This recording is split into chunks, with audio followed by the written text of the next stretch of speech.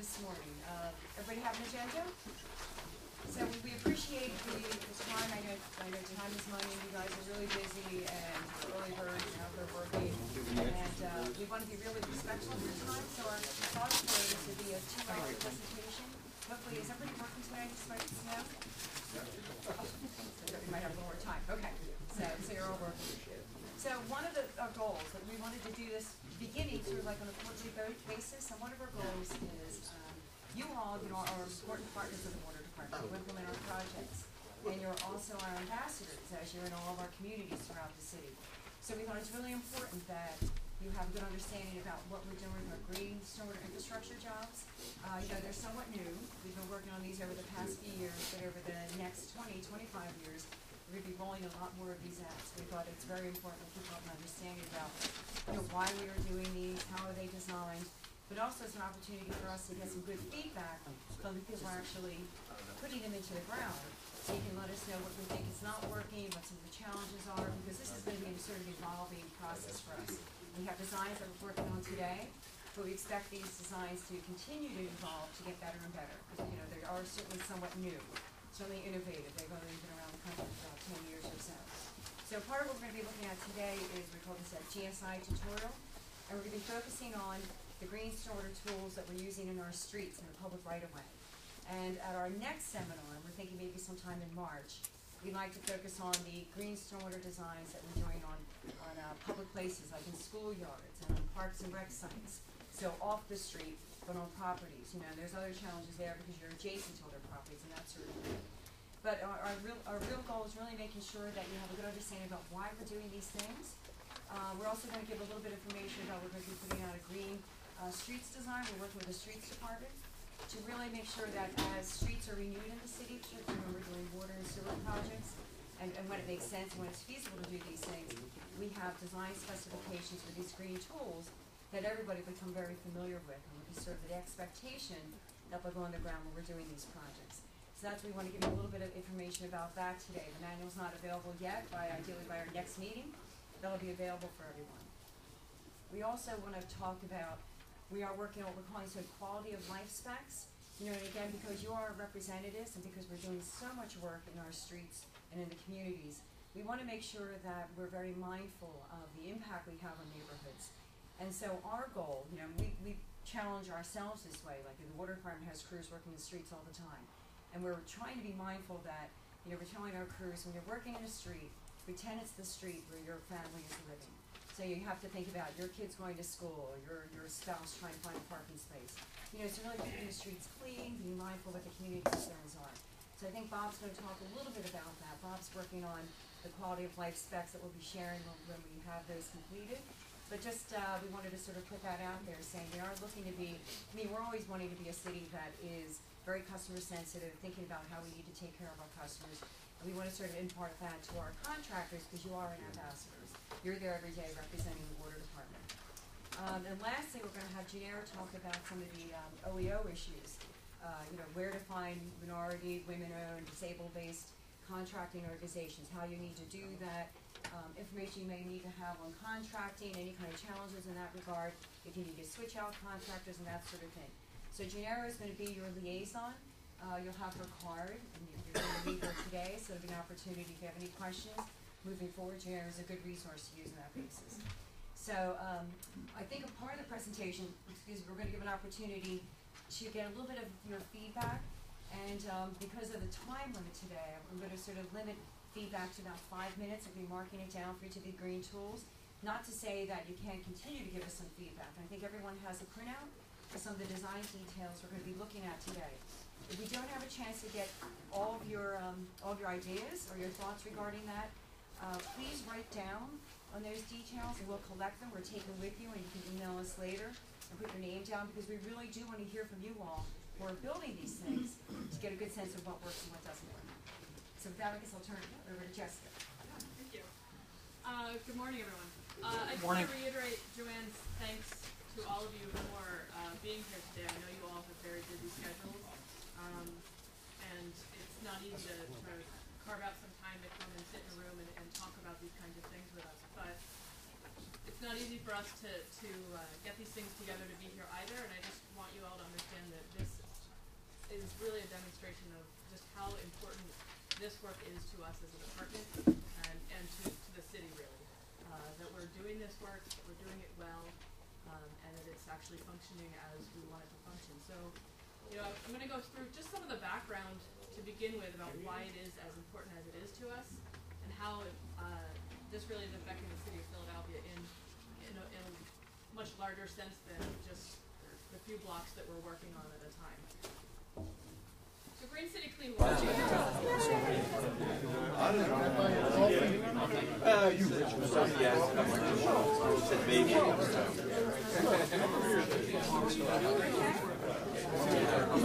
The guy outside the garage said to let me know to let everyone know whoever's parking in the garage. Yeah, just raised garage space. That's what you told me. I'm not one of them, but Just walk to the next one. I want to get in that's what all this. It's gotta be the hair.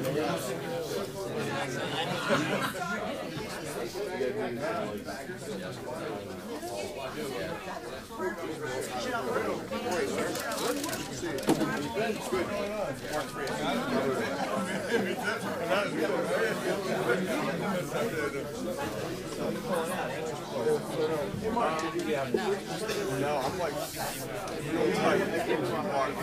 he said, yeah, I don't know all the way in and he's around, so it's back to like halfway in the park of that right? That was his he was going to get a ticket. Like, yeah, in the back of the park. That's the last thing.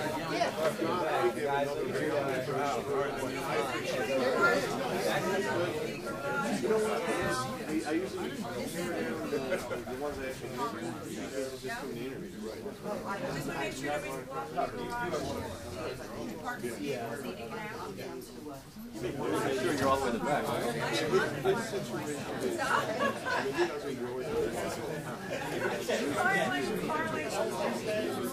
make sure don't block the garage doors.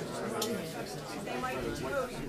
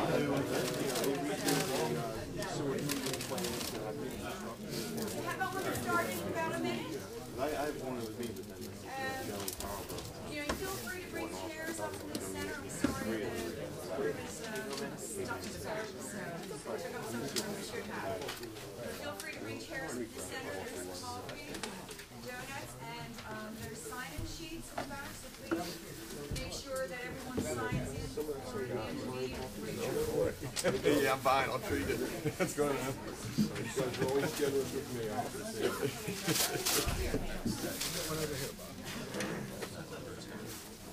So we want to thank everyone for coming today. So we want maybe just to start with introductions. So you all, the water department is here, and also we know who is here. Yeah. Our contractor partners. So my name is Joanne Tom. I'm with the Public Affairs Division for the water department. Hey guys, I'm Ed Wilbert. I run the GSI Design Group in the Office of Watershed.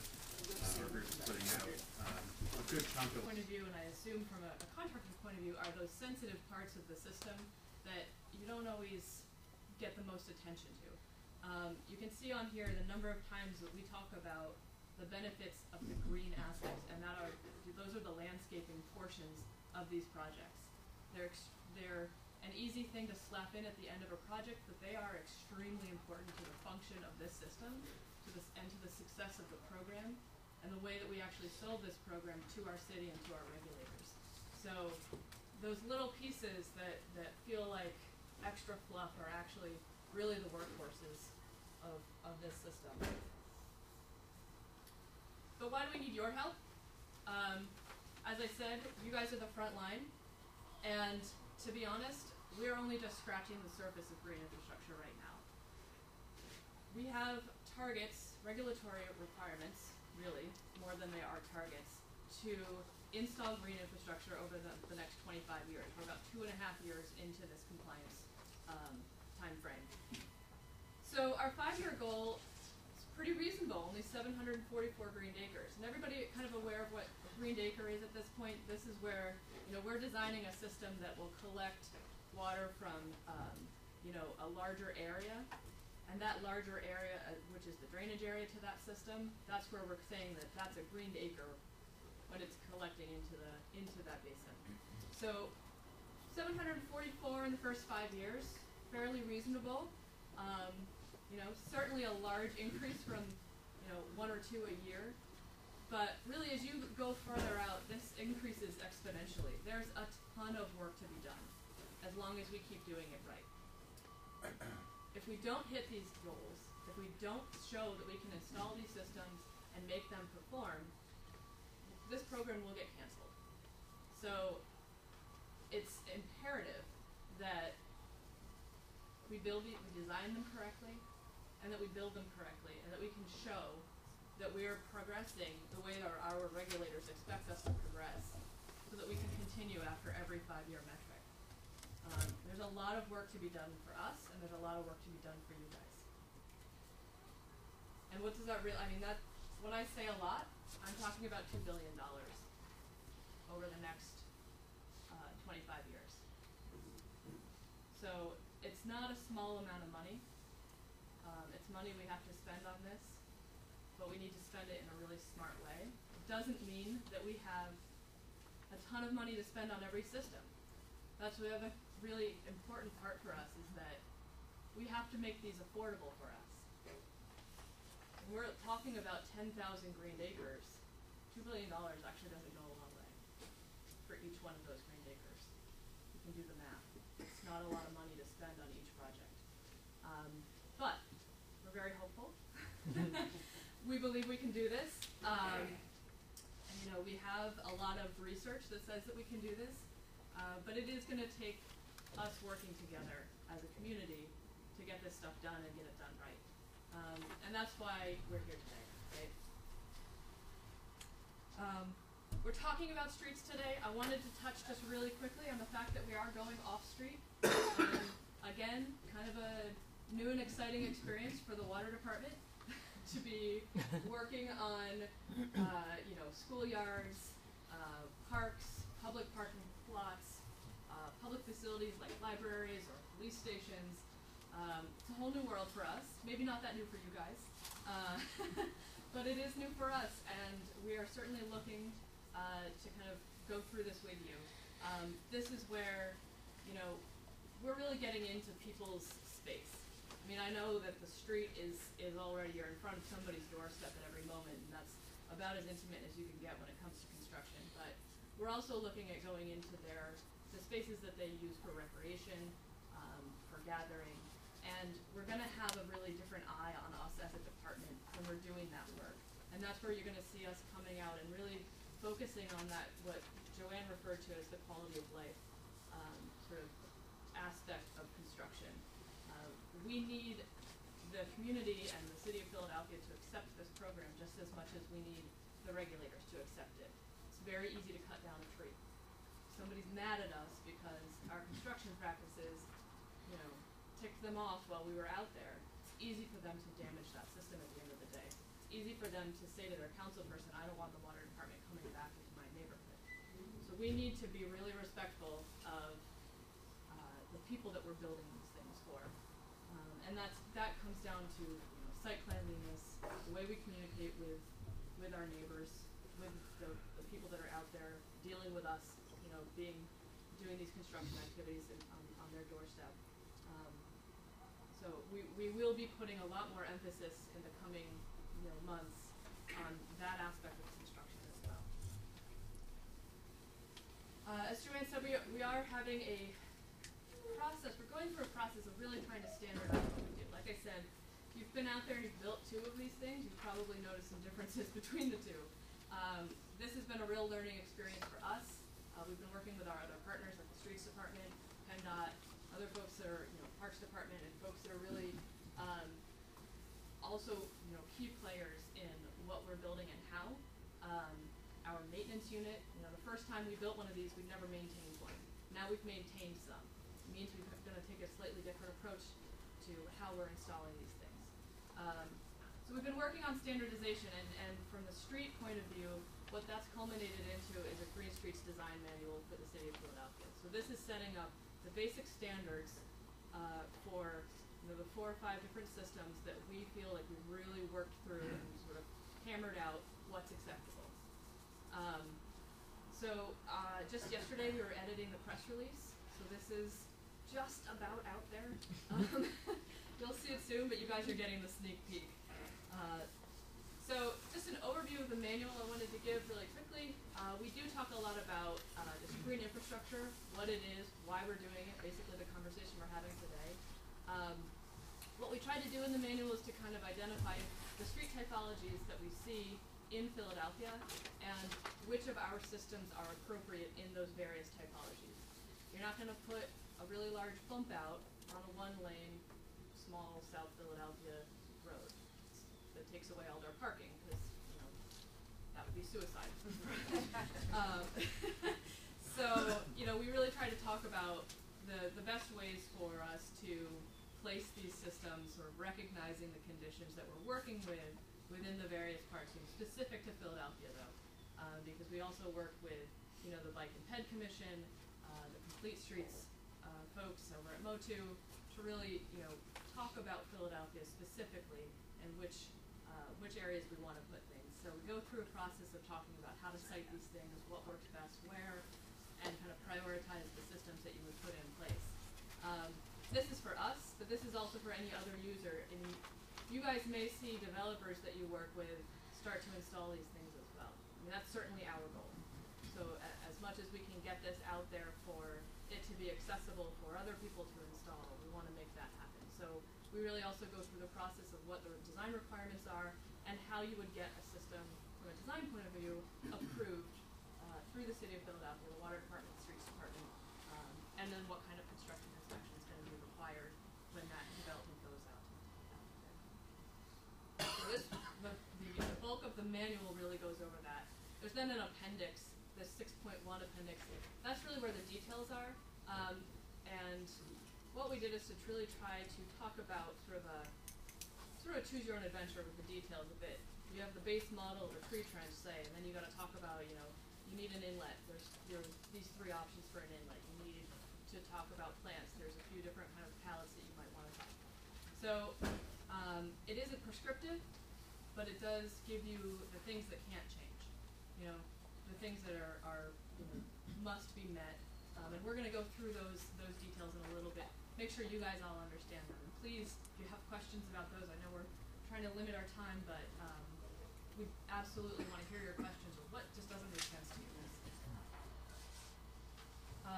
So what it does, as I said, really it's here to serve as a guide for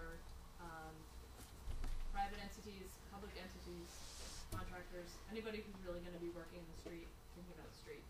It's very much set up as a companion guide to the Complete Streets Manual, the handbook. So if you guys have seen that out there, the city's trying to kind of get a lot more prescriptive about what's appropriate where when we're talking about our public right of way. And then it's giving options for how to design things in the street. We do provide details and specifications, but we try not to limit creativity. As I said, it is a little bit of a choose your own adventure. We understand that people need to be able to tailor these to their site. There's no single idea out there. There's no detail you can just slap down and say this is going to work everywhere. They have to be tailored to the site. They have to be recognizing what the needs of that site are. So to the extent feasible, we've sort of said, if you want to make it easy on yourself, use one of these 3 options, and that's already approved. And we've also put a little bit in there of things that nobody's ever built. We haven't designed them, you haven't built them, at least not in Philadelphia. But there's a couple of ideas there about where we're going in the future, and we're talking about green gutters or drainage wells and some other ideas that we haven't figured out enough things yet to put this everywhere in the city of Philadelphia. There are a lot of constraints, and so we're continuing to think of new ideas and testing those things out. What it doesn't do is mandate Green Street implementation. You're not going to see us today saying that Green Streets are required on development. That may be something in the future. It's not there today. We aren't necessarily, this slide's for maybe a different audience, but we aren't necessarily incentivizing on a large scale, other than to say we absolutely want to work with people and try to figure these things out. And we also are trying, as I said, not to limit people's creativity. So I'm going to hand it over to Evan now, so he can kind of start to really get into the design aspects, so that you guys can understand why we're doing things that we're doing things. I know I've been out on construction sites a limited amount, but I think we do things that are sort of backwards to traditional construction. Most of the time you guys are building things, you want to get the water away from wherever it is. We want to hold that water there. So we're just turning everything on its head, and that comes through as what could be taken as some strange designs in front of you. But I think Evan's gonna go through some of the typical designs that we have, and please do ask questions as we go through that. Before I hand it off, does anybody have anything about that they wanted to? All right, thank you. So like Jessica said, I'm going to try to go through some of the designs that we currently have going out there in terms of what the intent is, and then also really important points that we need to look at in terms of how they're supposed to operate, maybe where the elevations are supposed to go, and how they should be getting constructed. This first slide is just going to kind of go through the idea behind the green infrastructure. Your natural environment has a water cycle, and that's your rainfall coming down, it runs into the grass, it infiltrates into the ground because it takes a while to run across the top, and can because of soil. It gets picked up by the plants and everything else, and then evapotranspirates, so it passes through the tree and back into the air. Whatever doesn't, infiltrates into the ground and disappears into the base flow underneath that we're going to create for the aquifers. What we end up creating in Philadelphia is kind of an urbanized version of that, and this is where we end up where we are now with Philadelphia and why this program exists. So you have a bunch of parking lots, buildings, basically places where water cannot infiltrate into the ground any longer. So it either runs across onto the grass itself, and in most cases it actually runs across and enters into an inlet and then all the way back to the sewer plant. So what we see here is a reduction in the base flow. So here's this blue part is the base flow, what it was, and then what we've created here is a much smaller one. Our goal with our GSI is inside of the constraints of the city, so obviously we can't go through and tear every parking lot, remove all the cover, but to try to recreate this as much as possible. So Evan, I'm sorry, I'm just going to interrupt you.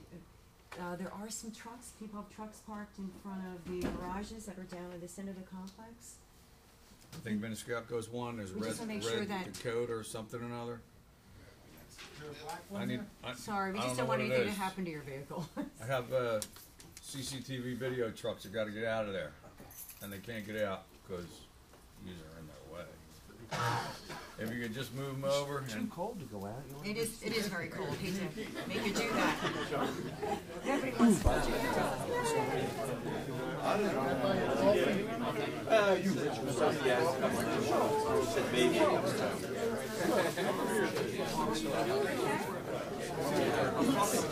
The guy outside the garage said that it lets him know what's going on. So let everyone know whoever's parking in the garage. Yeah, just fire-based garage base. That's what you told me. I'm not one of them, but Just walk to the next one. So really just trying to return things to how they were as much as we possibly can. Like I said, there are definitely limits to that. We can't take up the parking lots, we can't take up the buildings, so we have to work inside of the already built out environment. Our objectives with the GSI are to capture the runoff, infiltrate it down, to evaporate it, and then also to get it to go up into the plants and then evaporate outside of those plants. Slow release it back to the sewer, and that kind of just makes it so we don't have the full effect of a rainstorm going to the sewer all at once. That means that if it does rain, it slowly goes back over time, which prevents the CSO, which are over combined sewer overflow. And then one of the bigger ones would be the pollutant removals, and that's kind of where the plants come into play when you're talking about your surface systems, making sure that everything functions correctly. The major takeaway for today are that the pipes aren't just for the conveyance of the water.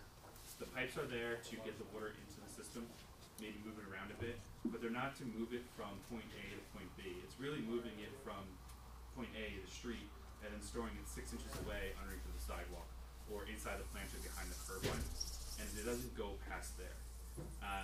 And then they are part, the pipes, the plants, everything else, they are part of a system that stores the water and cleans the water and then returns it to its environment as much as we possibly can. So this is probably the system that everyone here is the most familiar with. It's what we build most of the time. That's not to say it's the one that we want to be building most of the time. It's just what fits inside of residential blocks. It's what fits in most situations. This is a stormwater tree trench. Also, sometimes you'll see it's just a stormwater trench because it doesn't have any trees in it because they weren't appropriate. The idea here is that water flows down the gutter. It enters into an inlet and goes out the back into a stone bed and holds there throughout the rainstorm. As if we can, we infiltrate the water into the ground. If we can't, we slow release it back to the system.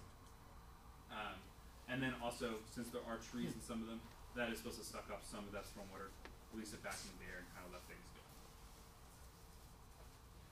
So this is a detail. I'm pretty sure you guys all have a copy of this, and if you don't, I'm pretty sure we ran to make more copies. I'm going to kind of go through some of the important pieces of this, maybe how the water's supposed to flow, explain some of the pipings, things like that. So here's your green inlet. Usually on a plan, you'll see it with a circle G. That's the actual entrance of the stormwater into the system. What's important here is that you need to be able to get water there. So we're talking about the highway grade inlets, and that's usually what we're installing. They don't butt right up to the curb. So what's important is making sure that they're slightly sunken, that there's that they're not higher than the actual gutter elevation that's around them, so water can get into them. This is also where you're putting your permanent inlet protection to protect the system. From there, it goes down this pipe, and this is a pipe that you're seeing probably reversed, or has a reverse slope to what you're used to. So it's actually sloping away from the inlet. The reason for that is that our maintenance teams want to be able to put a jetter into this inlet, or run the jetter up, and then rake back with it. And if it's sloped back towards the inlet, adding the water to volume to the pipe actually causes all the trash to come back with it. This pipe back here, and it's flat at the bottom here, is our under drain. This is another really important pipe. What's important here is the elevation. We're going to tell you that it has to be at some elevation inside of the system. It needs to be there because that's the bottom of the system. If we ever have to drill a hole in that orifice, or if it or in that under drain, or if it has one already. So what we're looking for is that you have your sand layer. 6 inches above that, running flat, is a pipe that is your under drain. That is supposed to be able to drain down the system if the system stops infiltrating, or if it didn't infiltrate to begin with. Like I said, what's important there is really making sure that we're at that right elevation. Putting it in the middle of the system will drastically reduce the amount of storage we can count. And that's the whole point here, is to try to get as much storage in these systems as possible. The other important piece of that would be making sure that it has an orifice attached to it, or does not have an orifice attached to it. So some of them will say, when you get to the inlet that's down this way, half-inch orifice. So that means that you're going to drill a half-inch hole in the middle of that pipe in the cap. That's going to slowly let the water back out to the system because we couldn't infiltrate the system out. Once again, really important, we're kind of depending on that orifice to be correct to kind of mimic the infiltration into the system, and also to make sure that we're not sending too much stormwater to our plants. What's missing from this detail that's also important is that down here is your overflow inlet, which is the one that's connected to the sewer. It's the one that's always there. What we're looking for is that when this green inlet fills up to the top and the system's at capacity, that means that inside of your system it's filled all the way up to the top of the stone, that water is able to come out of here and flow back down to the sewer just like it normally would. There is no overflow inside of these systems unless there's one specified, which we've done on a couple of systems, but not wholesale. The overflow itself is just back to the gutter. So when you think about the under drain, don't think of it about it being the overflow of the system. Think of it about being it, if we can't infiltrate, this is how we're going to get the water out. This is a way to slowly let the water back out. But these systems are designed to fill and then overflow back to the gutter. Any questions about this design? I can take one or two. Or any ideas or thoughts? Yeah. Ideas, thoughts, yeah. Any comments? All right. So we want to make sure when you're constructing, you haven't had any problems or real challenges. Yep. So this is a bump out. Once again, I think Jessica mentioned, you know, we're not going to put these on the South Philly streets. These are for larger thoroughfares. Yes. Yeah. What we're not trying to do is take away parking. Usually they're going to be in a bus lane that's not being used, in, you know, that crossed out box up at the end of the block, or if it's just an area where people aren't parking. So there's two different types. One is a corner bump out, which you can see in this picture here, where it actually wraps around the corner. There's usually 2 planted areas, maybe 3 planted areas to it, and then handicap ramps built into it. The other ones are mid-block bump outs. Those are going to be running down the block. They might be separated by 200 feet and be 50 feet long. We'll see how many we can get going down. And they usually work, the mid-block ones, by having water flow through one side and then out the other. And then they infiltrate through the ground into storage. Your corner bump outs usually have flow coming from this direction and then also this direction. So it's the low point for 2 streets. And what we're having is water flowing in, and then it doesn't flow back out. It usually goes, if it does go right back out, it goes right to the inlet, not to another SMP. The intent of these is to provide filter for the systems. So it allows the water to infiltrate into the soil, which filters out. The plants themselves provide a lot of pollution removal.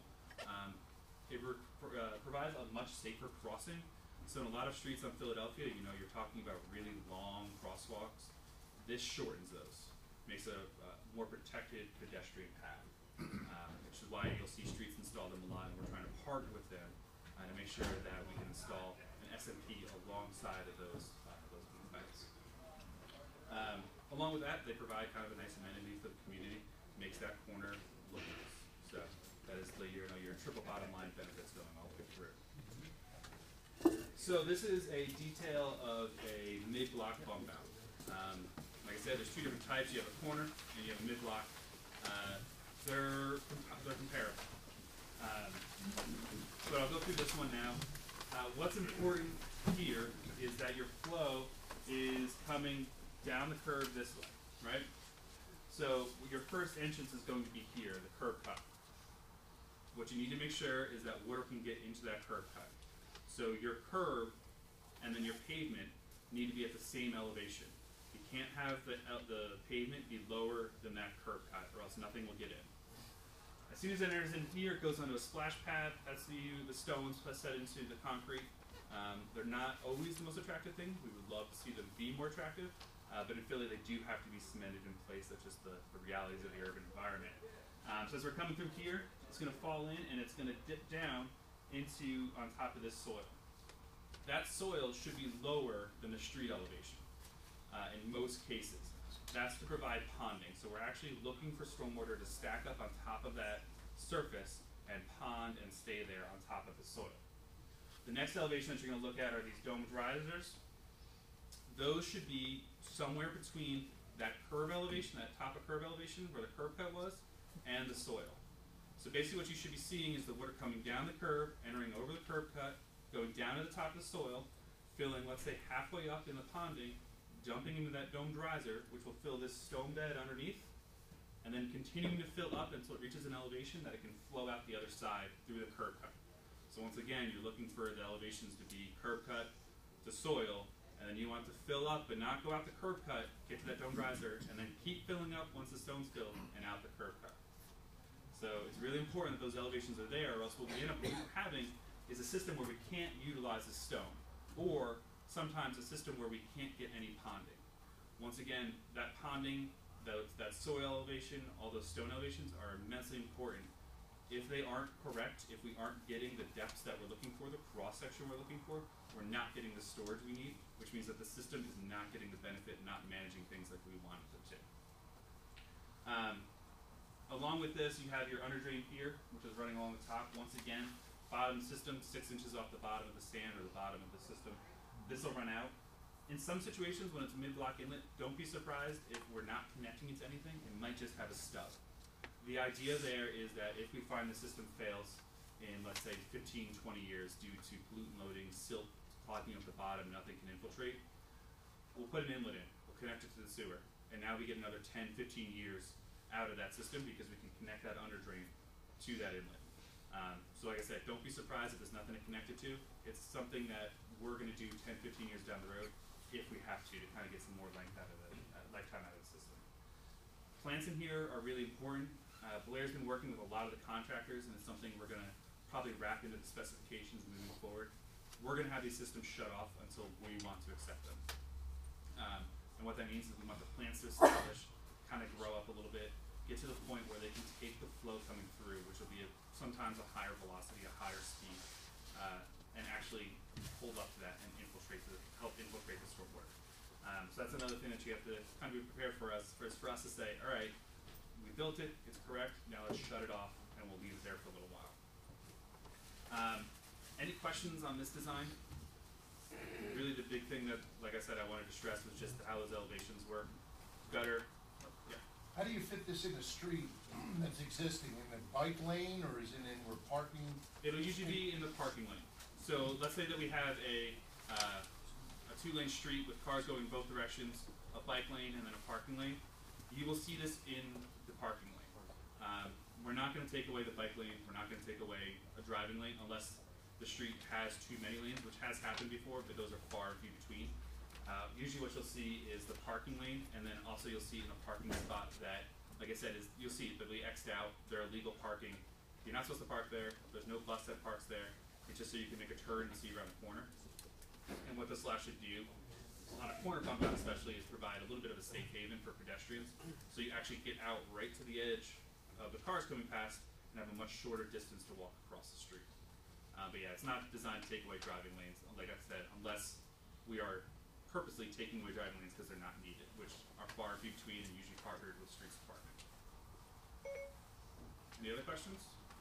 I just wanted to mention too, I mean, sometimes these seem a little more involved than they really need to be, but they're all kind of sized accordingly to a certain volume of water we're trying to deal with. So I mean, one of the simple questions would be, can't you make them bigger, deeper, wider, get every bit of water, then you don't have to worry about releasing it back to the system. But there's a lot of logic to not taxing the soil or dealing with, you know, infiltration rates that could deteriorate over time. And really it all comes down to a cost thing. I mean, if we figure out ways to make these deeper and wider and do it at a much easier cost or gentler cost, you know, and that's where input from you folks would come in. We maybe can make these things not as sophisticated as far as the tolerances needed to get exactly like what we're looking for from a volume standpoint. So, you know, we are sizing them from a practicality standpoint of what, you know, the system can handle and what you can fit into a street.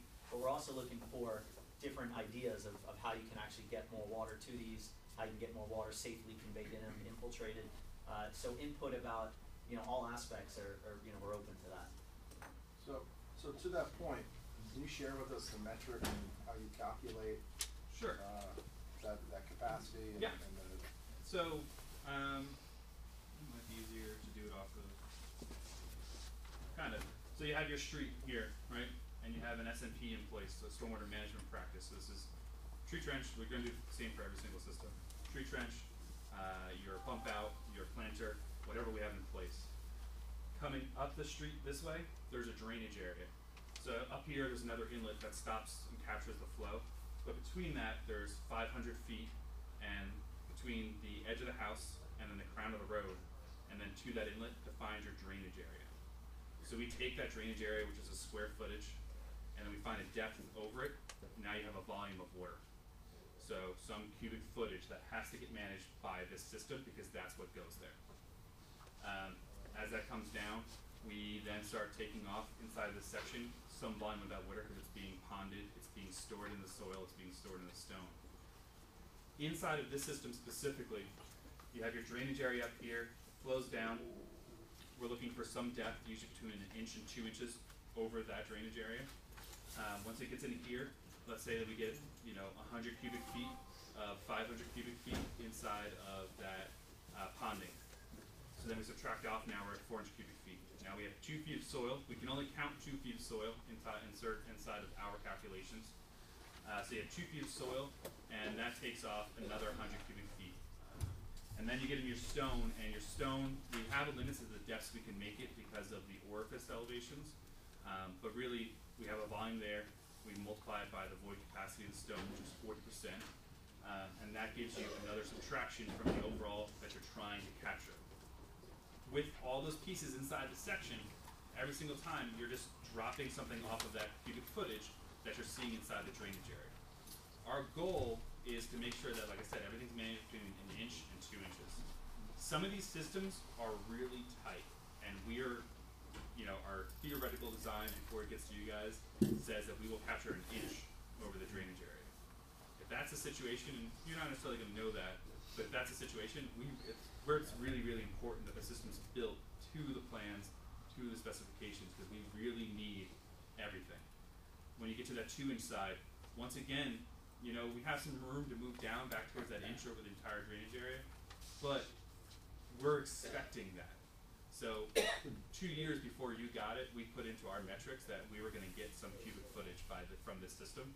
And if for some reason we end up getting, instead of the 2 inches over the drainage area, we get an inch, that puts us in a tough spot. We now have to go build one more system to get what we wanted to build. So making these function, so for example, your bump out, making sure that the water can get in, making sure that the ponding elevations are working correctly, making sure that the water can get into the domed riser, to the stone bed, before it gets back out of the system, is really, really important for us.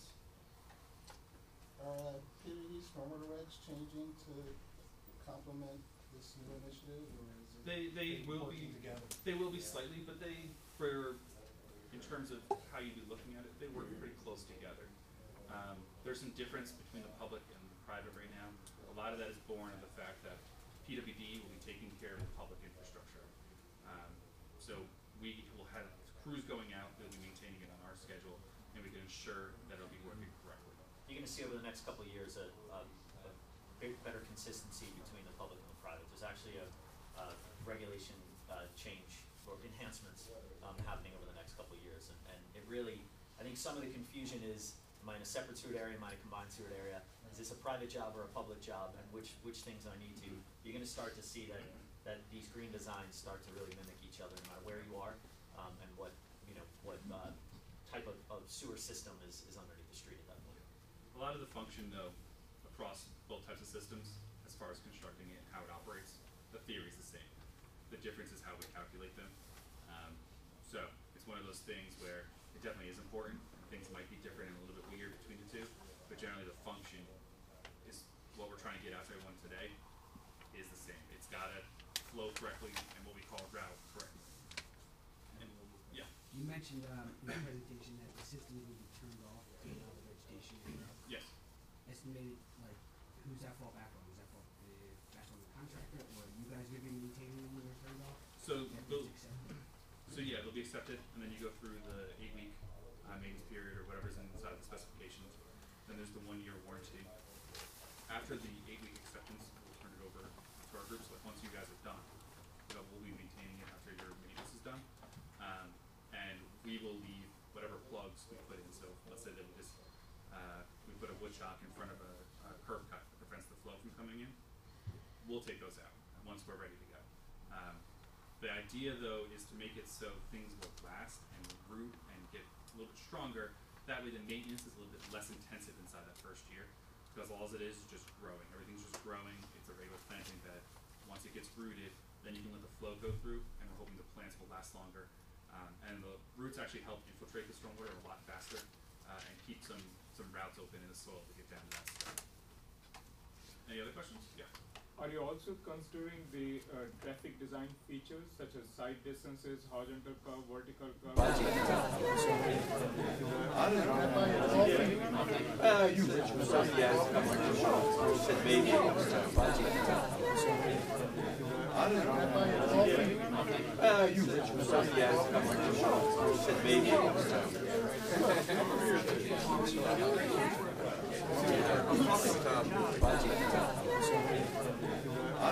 Maybe a year before you see this into a reality, you'll have to swap the plants out because it's not available.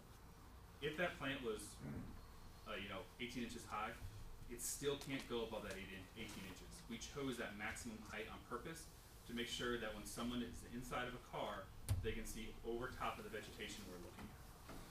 Same thing with the curb cuts and the curb itself. If we're putting in a 6-inch curb, we really want to see that 6-inch curve because that's what Streets wants to see. They want to see that full curve reveal to prevent people from going into these systems as much as possible. And the other problem there is that when you're looking at a 2-inch curve or something like that, the flows are usually too high for it, and we're seeing it actually jump out the other side of the system. So we're really looking for that full curve reveal that we specify in the plans. And we are, once again, and you won't see this for a little bit, moving towards having more information on the plans in terms of ADA ramps, curb elevations, sidewalk elevations. So when you get out there, there's going to be a lot less guesswork. It's going to be, you build this because this is what the streets department has already approved. Like I said, it'll be a little bit before that gets out there, but it's something we're currently working on in all of our designs. Anything else? So this is one of those systems that you're going to see a lot with partners, a really involved partner. So this is a stormwater planter. There are times where we'll install them and there won't be a partner right there, but a lot of times it's a school has requested them or a park has requested them to really make a complete entrance, a complete look to their building. It's actually something that people consider to be a community, to have these planters in front of their buildings. So when you're working on these along with everything else, but especially something like this, you're going to have the property owner behind it.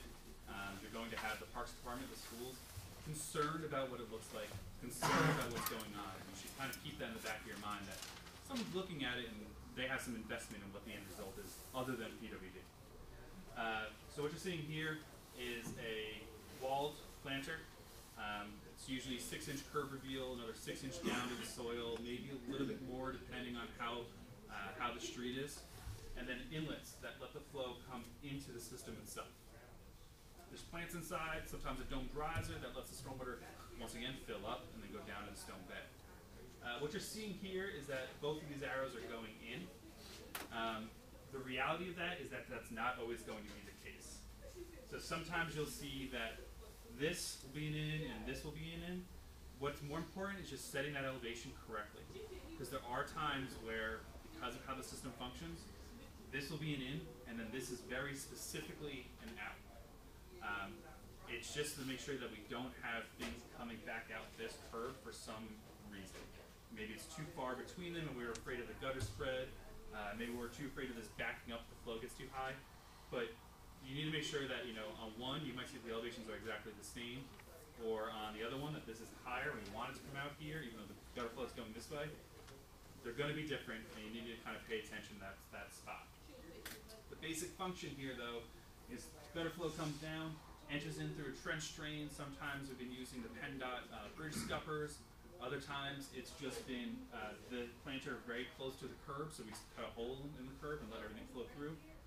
Enters onto a splash pad again, that's the stone set into the concrete. From there, it'll fill up the system. So it comes in here and here, and it'll fill up on top of the soil. Then it'll infiltrate, hopefully, through the topsoil on top, the 2 feet, down to the stone bed underneath. Sometimes, because of the size of the system, or because we need more storage, or we can't put a bunch of planters in, you'll also see a domed riser in here. Once again, that goes back to making sure that whatever elevation that curb cut is, that your paving elevation is not lower than that, so everything can get in, so the stormwater can flow in through that curb cut. Once you get inside, it falls to that soil elevation, then it should fill up to that domed riser, go into the stone and fill up the entire stone, and then as a final piece, it should fill back up to that curb cut elevation to flow back out to the street and down the gutter line once again. So, that's another important thing to keep in mind is that having those elevations correct, if we can't get to that stone bed, we lose storage and that whole drainage area calculation doesn't work. What you see here is an under drain. With these systems, we need a way to, once again, get stormwater out of the bottom if we have to through a slow release. There is no domed riser on top because this is not supposed to, in some cases, allow flow to go into the clean out and then down into the under drain. Really what we're looking for is to force the water through that soil profile, that planted soil profile, 2 feet into the stone. That makes sure that the water is as clean as possible. There's no pipes to clean, kind of makes a better system. This is another one where, when we're talking about the curb elevations, we need to be very particular about what those elevations are at and what they end up looking like. We talked to parks a lot, to the schools. They've come to us and said, this is the maximum step down you're allowed to have inside the system, and you need to have 6 inches of curb reveal, or you need to have this to make sure that our pedestrians are safe and we're comfortable with it outside of our facility. So even though it might not make the most sense it is something that we've spent a lot of time talking to a lot of partners about to get approval on that one planter, and we needed to turn out how we specified it. And once again, you know, PWD cares a lot about these, but in these specific cases, Parks and Rec, DPP, Department of Public Property, and the Schools Department, they're going to be looking at these and saying, you know, that's not what we talked about. And, you know, we'll hear about it. I'm sure if they're out on site, you'll hear about it. So building to that plan is very, very important. Any questions about this type of system? Yes. What is the proper depth of the soil and stone below top of curb in general typically? So what we're usually looking for is a 2-foot soil profile. That's the maximum that we can have. The stone underneath is going to be variable based on how much extra storage we need after the ponding and the soil depth. And then in terms of how far they are from, like, let's say the top of curb, it really once again depends on the system. So if we have a full 6-inch curb reveal at the street, that means that your top of soil is going to be deeper compared to the top of curb behind the sidewalk. But if it's like some streets in Philadelphia and you have that 2-inch curb or that disappearing curb, it doesn't have to be as deep. So it's one of those things that we're going to go out there, and all this is very variable to the situation. You need, you know, it's not just building the same thing over and over again because it's so elevation dependent. The idea is the same, the flow is the same, the routing is the same, but what's not the same is the situation we're building it in. And I'm asking about one in particular that was on a job that I did, and it's really deep. Yeah. And now that it's winter, all the plants are gone, and it's just a big hole in the middle of the ground, in the middle of the city, and it's the building owners calling us and saying, what can you do about this? And we're saying, I mean, I had no idea. I'm like, I know I gotta call PWD, but I don't know, you know, I don't know if there's anything you can do about it. Which system are you talking about? Yeah, and I don't even know if it was yours, but it was on 2116 Chestnut. 2116 Chestnut. It's Somebody very- of ours? No? It's a private. It may be private. Yeah, maybe a Yeah. private one, but. Okay, good. But But it's- it's just something, and you may have already considered this and they didn't, but the whatever plants they had, or they didn't pick the proper plants, or it's just really deep, like people could fall in it, it just looks dangerous. I think that that's one of our intents with being able to produce something like our Green Streets manual. We actually are specifying that from the curb, these things are, you know, it's all, is it relative to this or relative to that? The curb around the planter should never be more than a foot higher than the soil. Is what we're making the recommendation in that manual. That's very much specific to a pedestrian right of way, all of those kinds of things. But by providing these to our, you know, the designers in the city, they can sort of extrapolate that to their sites hopefully and be able to build something. And we are aware of that being an issue.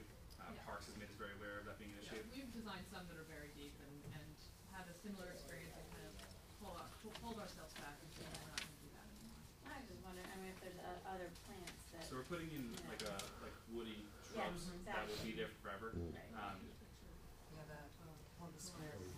So here's, Columbus Squares. These are very, very, very deep. Yeah. Deeper than we would probably ever design them, again, unless they're out in the middle of nowhere for some Right. reason. These plants are, you know, woody shrubs. They're there year-round. Right. They provide an indication that something is there. Good. So what you shouldn't be seeing are, you know, like leafy plants that are easy to crush, flowers and things like that. And you're going to see really big, substantial plants that actually grow up and out and actually fill out and make it an indication that something's there. Great, okay. Any other questions? I take it you don't want pedestrians walking through this thing. No, we do not. That is the goal, yeah.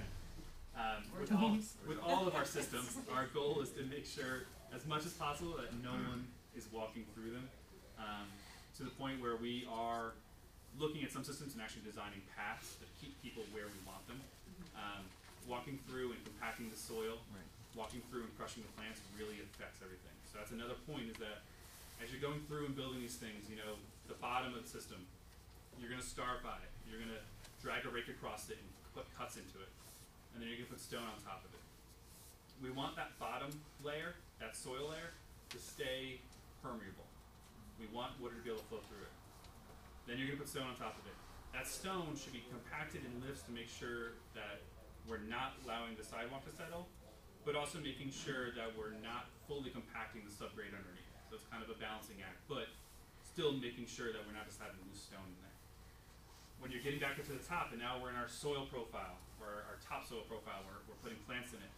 That, once again, We don't want it compacted. We don't want it after it's had tractors driving over it. After that's done, we need to have it pretty much raked out and then only walk down to put plants in.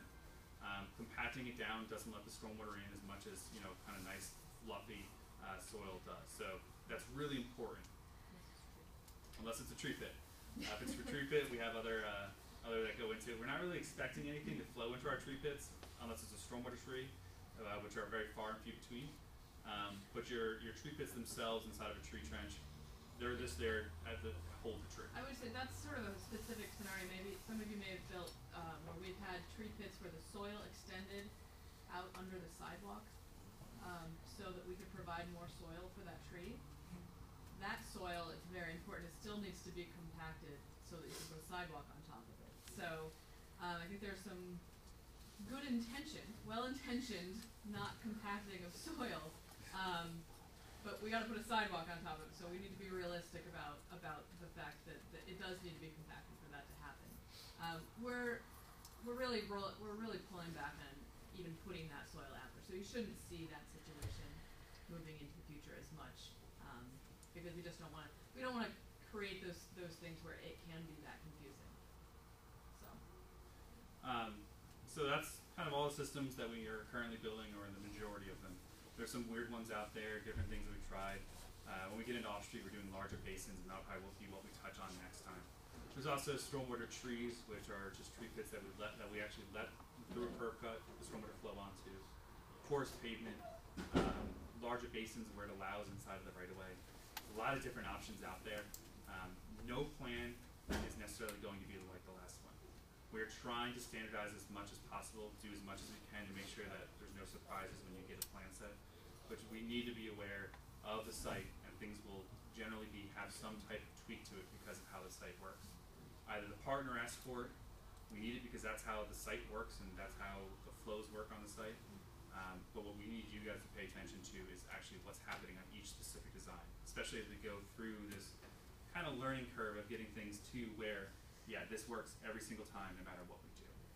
But the general themes should remain the same. I mean, we're almost always going to have that underdrain there, and the purpose of that underdrain is going to be the same every time we install it. And so, you know, we're always going to have that distribution pipe. The purpose of that distribution pipe when we install that is going to be the same.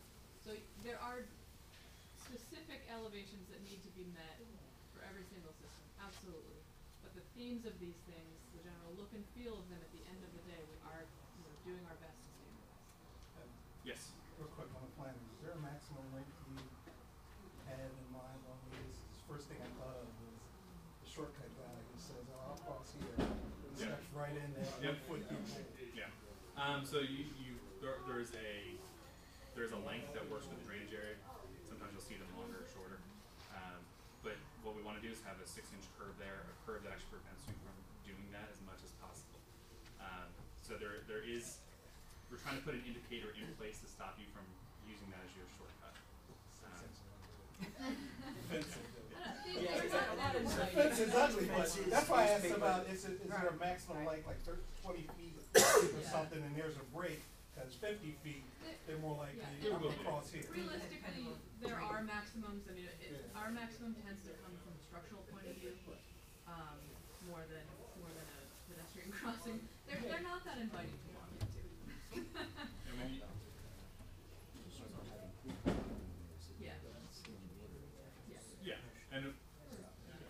So that's the other thing to keep in mind, is that our goal with all these systems that have ponding, so he's saying, our bump outs, they're going to have standing water, and then that kind of makes a puddle. When we're looking at these, we're talking about ponding. That is a short-term ponding. It should be filled, and then as long as it doesn't rain inside of 72 hours, which we have not had the best luck with this year, but as long as it doesn't rain within inside of 72 hours, you should see a recession in that water down into the system. And then at 72 hours, it should be empty, and the ponding should be gone. That is something that we know, I think that you guys know, and it's something that we actually struggle trying to explain to community members. So kind of keeping that back of your mind, if someone comes out and says, "Why are you installing a puddle in front of my house?" Explain that, when it rains, 72 hours, no rain, it'll recede, it'll go away. That'll actually kind of be a big help in kind of getting rid of some people's concerns, some of the residents' concerns. sheets. Before I move on to as-built and the kind of final documentation, final points of the design stuff, any other questions across all the things that have come up? I have a couple of questions. Yeah. After these facilities are built, who's going to maintain them? So if we're talking about something in the right of way or something that's owned by PWD, we will be maintaining it. PWD currently has a contractor, may in the future have PWD teams go out and maintain these systems. When we're talking about private, that generally is responsible of the property owner. But yeah, PWD maintains these systems, cleans the pipes, cleans the inlets, replants when necessary, pulls the trash out, pretty much does everything. We are hoping for some adoption of these systems through the community. And that would be, you know, we can take it up to some level. They might be able to take it a little bit farther, fill in our gaps, make sure that they stay a little bit cleaner. My other question is, do you have anything in design criteria, basically saying that how to rehab or replace these facilities if they're not functioning properly? What was that? Do you have anything in the design criteria or design guidelines that if these systems are not functioning properly, how to replace them or how to rehab them? That is Rather than something, replacing the entire So facility? since that stays with us, that's something that we will take the time to we will take the time to decide. So if we have if something goes wrong or if we need to do something, our group will decide what to do with it. That hasn't really happened too often, but that is we're prepared for that. I just interrupt for a minute. We've got another 4 vehicles that the maintenance guys would like us to move. This time all I have are license plates. So if it's yours, go for it. New Jersey M35-BSW, New Jersey YMN77J, Pennsylvania YYV0376, and Pennsylvania DTH 7008. You got the lucky draw. I'm not even sure where they are, so I'll try and find out.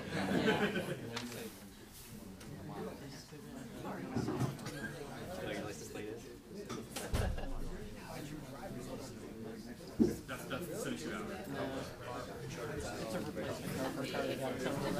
I'm not in love with it.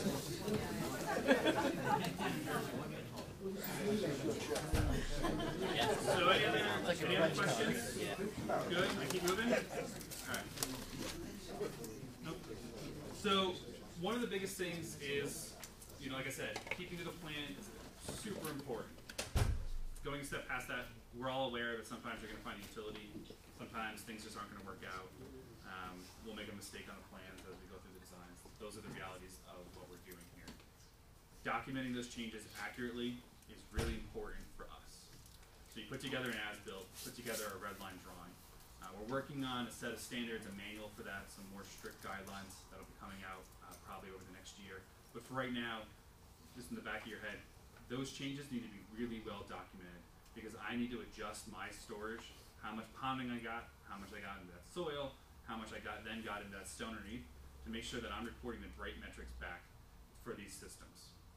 So going through, understanding what we're looking for the documentation so we can maintain them properly, so we can learn what worked and didn't work. So if there's something that, you know, and I'll do the final walkthrough with you, one of my engineers will do the final walkthrough with you guys. If there's something that didn't work, please let us know. Please let us know what you changed it to, and we are more than willing in a lot of cases to try to wrap those into future designs. Kind of a closing the loop type deal. So we started 2 years ago with the design, now you guys finally finished putting it in. We want to know what didn't work so we can fix it for the next round going out. And then we also, like I said, need to be able to show the state and federal regulators, yeah, we built this, we told you it was going to capture this, 500 cubic feet of stormwater, it captured 500 cubic feet of stormwater. Or we need to show them, we said it was going to capture 500, it actually captured 400, and then also this system has now the extra 100 cubic feet that we're looking for. It's really important. We spend a lot of time on it. The cleaner those as-builts can be, the better off we are. How do you do that? How do you do that? Okay. So we do the designs, and like I said, we have that cross section, so that ponding, that soil, and that stone. Oh, we're good. Okay. And with inside of those, you're going to come back to me and you're going to tell me my bottom elevation was X, and then above that, 2 feet above that was the top of my stone, and then 2 feet above that was the top of my soil, and then my soil elevation is Y, and then my curb cut elevation is Z. between all those points and then also the actual boxes that you're setting up, I can determine how much storage I'm actually getting. The Oh, so same. you're comparing what was designed to the as-builts and Yes. then adjusting your calculation? Yes. Okay. So I'm going through and essentially I'm just going to recalculate it from scratch, and then we'll do a comparison, and then it'll eventually get uploaded into our system. Sometimes it's a drastic reduction because, like I said, we found a utility and our trench got chopped in half. More really, what we're looking for is a minor waiver, just because things change and we know that that's what happens. I was actually just Okay. wondering if there's ever gonna be a way to really measure that. In terms of. In terms of the actual flow, like is that Physical something by So that is the next step down the line. Our monitoring team goes out and actually runs fire hydrants into these. Flow monitor actually attached to them. It's pretty interesting. So it's a fire hose that comes off. It goes through a pretty big flow reducer that actually meters out a certain flow, and then from there goes out another fire hose into an inlet. Sometimes down the curb if it's going to be a planter, and it models a rainstorm. Usually the rainstorm that we're trying to design these for. And we see what happens. So we put monitoring equipment in the cleanouts, in the observation wells, and those will actually show you, all right, the water got to this point and it filled up, and then it started coming out and acting exactly like we wanted it to. Other times, and we're learning from that too, we'll fill it up and the infiltration rate will be good enough where it never fills. That's good. We can't really count it inside of our system, but then sometimes we also have to figure out why that's happening because it's not supposed to. Not always, but sometimes. So that kind of comes down to another point, is that your cleanouts are for maintenance. Make sure those are installed correctly per the plan. Observation wells, those are those pipes that we install with the screens on the bottom inside the stone. Make sure those are installed correctly, straight up and down, vertical, where we wanted to put them. Make sure that all the pipe offsets are where we wanted them, and everything's ready to go. Any other questions? So then, I think Wait, because another car? Last vehicle, the Pennsylvania DT8 7008 is a gray Grand Marquis. Nobody? All right, we'll blow it in place. So, one of the other major takeaways I kind of want to put out there for everyone, and it's something that is, I think sometimes hard to realize. The plans are not for aesthetics. They operate in that function. What the plans are there for are to help infiltration, to make sure that the water doesn't just blast through the system, and to do pollutant removal. So installing them per the plan, what we have in place, making sure that we have, if we do have to do swaps, that it's kind of a one-to-one. So we don't want to end up having flowers where we said we wanted woody bushes. That's important. And like I said, we are working on making sure that we actually are going to list alternatives probably on the plan set from now on. So if you can't find X, we're going to tell you your next choice is Y. So that way there's no guesswork, there's no nothing. And basically what we're going to say is, couldn't find one woody bush, here's your next woody bush. Yep. So an overview of important construction practices, just to kind of wrap up. Understand how the system works. I went through our major systems, how they route, how they function, where the elevations are supposed to be. If the plan doesn't reflect your understanding of how the system should work, contact your engineer, contact your construction group, ask why. We're more than willing to explain. We have, an investment in making sure that things are working the way we want, and we want you to understand. So if there is a field change, you can kind of maybe make a suggestion and say, I know it's supposed to work like this. If you change this piece, it'll keep working like that, and we can put it in the ground. Use the RFI process. During the bidding phase, during the construction phase, ask questions if you have them. Ask for clarification. Some things, my team, the engineering team, we are not going to be an immediate response one day.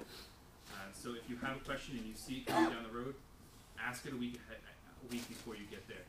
That way we have time to prep an answer, put together a drawing, get whatever we need to you so you can do a better job. The construction group will be there on a day-to-day basis. They can get you those quick answers. But if you're seeing something that you think might be, an engineering mistake, something that you have an engineering concern about, that's going to go into the actual design and maybe it might be a change, you see it down the road, ask as soon as you see it. Don't wait till the day you're actually trying to put it in the ground. So usually that's happening during the bidding process or during those pre-construction meetings. And then we can work with you guys to get you the answers you need. Any final questions? Yeah. Just to get clear around private projects. Yeah. The incentive for developers, is funding available for the system itself? offset, but there's no incentive on maintenance. Is that what you're saying? The private owner So if you're needs to maintain their system at their cost. if you're talking about a private developer, like on their property, Correct. so you're developing then for credits, or because you're doing new development period and you need to meet stormwater regulations. It's on your property. No, if they take it beyond, if they go beyond what's required for that site. Yeah, and if you're talking about if a developer is gonna build a green street system. Yeah. That green street system needs to be, because it's in the public right of way, it needs to become, sorry, Pete, you need to make an announcement. Of course. Since we can't get the Grand Marquis out of the way, there is a black or gray F-150 YSH 7997. We have a winner. Yes. So yeah, if a developer is interested in building a green street alongside of their development in the public right of way, because it's in the public right of way, it needs to be public infrastructure. They can essentially go through, I don't know if anybody's really familiar with our private cost system, where you could build a sewer for us, you could build a water service for us, because, you know, the developer is interested in doing some large development that needs new water and sewer. Similar to that, you can build us a green street system and give it to us. We will accept it. As long as it's it needs to be designed correctly and installed correctly. But yeah, if it's in the public right of way, it needs to become part of our infrastructure and then maintained by the water department. But is funding available to them for What we that cannot as it do would be for? today is directly fund a developer. That would be us subverting our procurement process. So we cannot directly fund a developer to do that. We're Working on looking incentive. into our alternatives where maybe we can create a contract that's held by the department to provide those services. So can we have a single contract that is sort of an on-call contract for that kind of work to happen quickly and to work with the developer in their timeline to install something like that. So we're looking into ways to do that. It's not something that today we can do from a legal perspective, but we are certainly exploring those options. But definitely not where my head was if they're building a retention system because they have to for their capacity. They're They building it can't on their increase- site. They can't increase that on their site to capture more Now street. they can get grant funding for that. There is funding. We do They capture if it's on the their public site, right of way water. yes. We'll cost share, so it's, Yeah. That's the question. As Right, long as right. as As long as the it's not building gonna is become not on public public infrastructure at the end of the property. day. right. Got it. So if you're taking street runoff into a private practice, That's what, yeah. right, we have a stormwater management incentive program, grant program, where we'll cost share for something like that. But Yeah. We'll pay if, for the public runoff. if the private owner is building, giving a green street, can the, There've been a few. right, so can Yeah. can the stormwater management or the contribution to Green Acres, just to be clear what you said, it can't contribute to their own fee credits, to that private property owner's No, because we'll fee be reduction. accepting it as our infrastructure and maintaining it into the future. Right, So it can't go for a credit. yeah, I just wanted to These get that. things are changing on a daily basis. This is a new program for us, and we are exploring every option that we can to kind of increase the way in which we are, partnering with developers, partnering with, other folks who are doing greenway projects, other city departments. So really, if you have something that you see is happening, you have, contact with somebody that's interested in doing something like this, it's important to contact us at that time. In 6 months, I'll probably have a different answer for you. So, because we're constantly expanding the horizons of what we can do and how we can partner. So, it's, if you see something come up, give me a call, and we'll talk about it that day, because that's gonna be the best information. I mean, I'll use those questions as another mention of a business opportunity. Is we're investing billions of dollars from PWD side, but the better you can do this work, the more you understand it, the cheaper you do it, the more clients you're going to get from Parks and Rec, from streets, and from probably a similar investment of multi-billions coming from the private development over the next 25 years. So, I mean, what this comes down to is money, and it may seem weird for us to say, let's do these things smarter, better, faster, cheaper. But the more we understand them and the better these things operate, the more years we have and more projects that are going to make it out there, and the better you guys are going to be at getting more clients and doing this elsewhere. So it comes down to money. what we're trying to tell you here today is how important the design function is and how meticulous, you know, these tolerances are and how key vegetation is for us meeting compliance. But we're trying to do them cheaper, faster, more to meet regulatory needs. You're trying to do it to make some money, and I think we have a partnership. We can get you more money if these things are done correctly, because then we have a lot of years to do them. This program disappears or takes on a much different shape if they're not done. If we don't meet our requirements, that money goes to something else. It may go to construction jobs that you may be part of, but you know, I don't know how many of you are in the tunnel and massive tank business. You know, I know maybe a lot of the landscape firms, you know, aren't, but you know, this is a business opportunity, and we need to make sure that we are in lockstep for the next bunch of years, and we're communicating, and we're engaged and excited, and we're doing it correctly, or else we don't have the next 22 and a half years to make money, and we can't get, you know, meet our regulatory requirements, and things change. So I just want to, you know, always bring it back to money. You know, the better we're doing these things, the more years we have to do them together. And not just from the public investment, from a private investment. And there's a ton.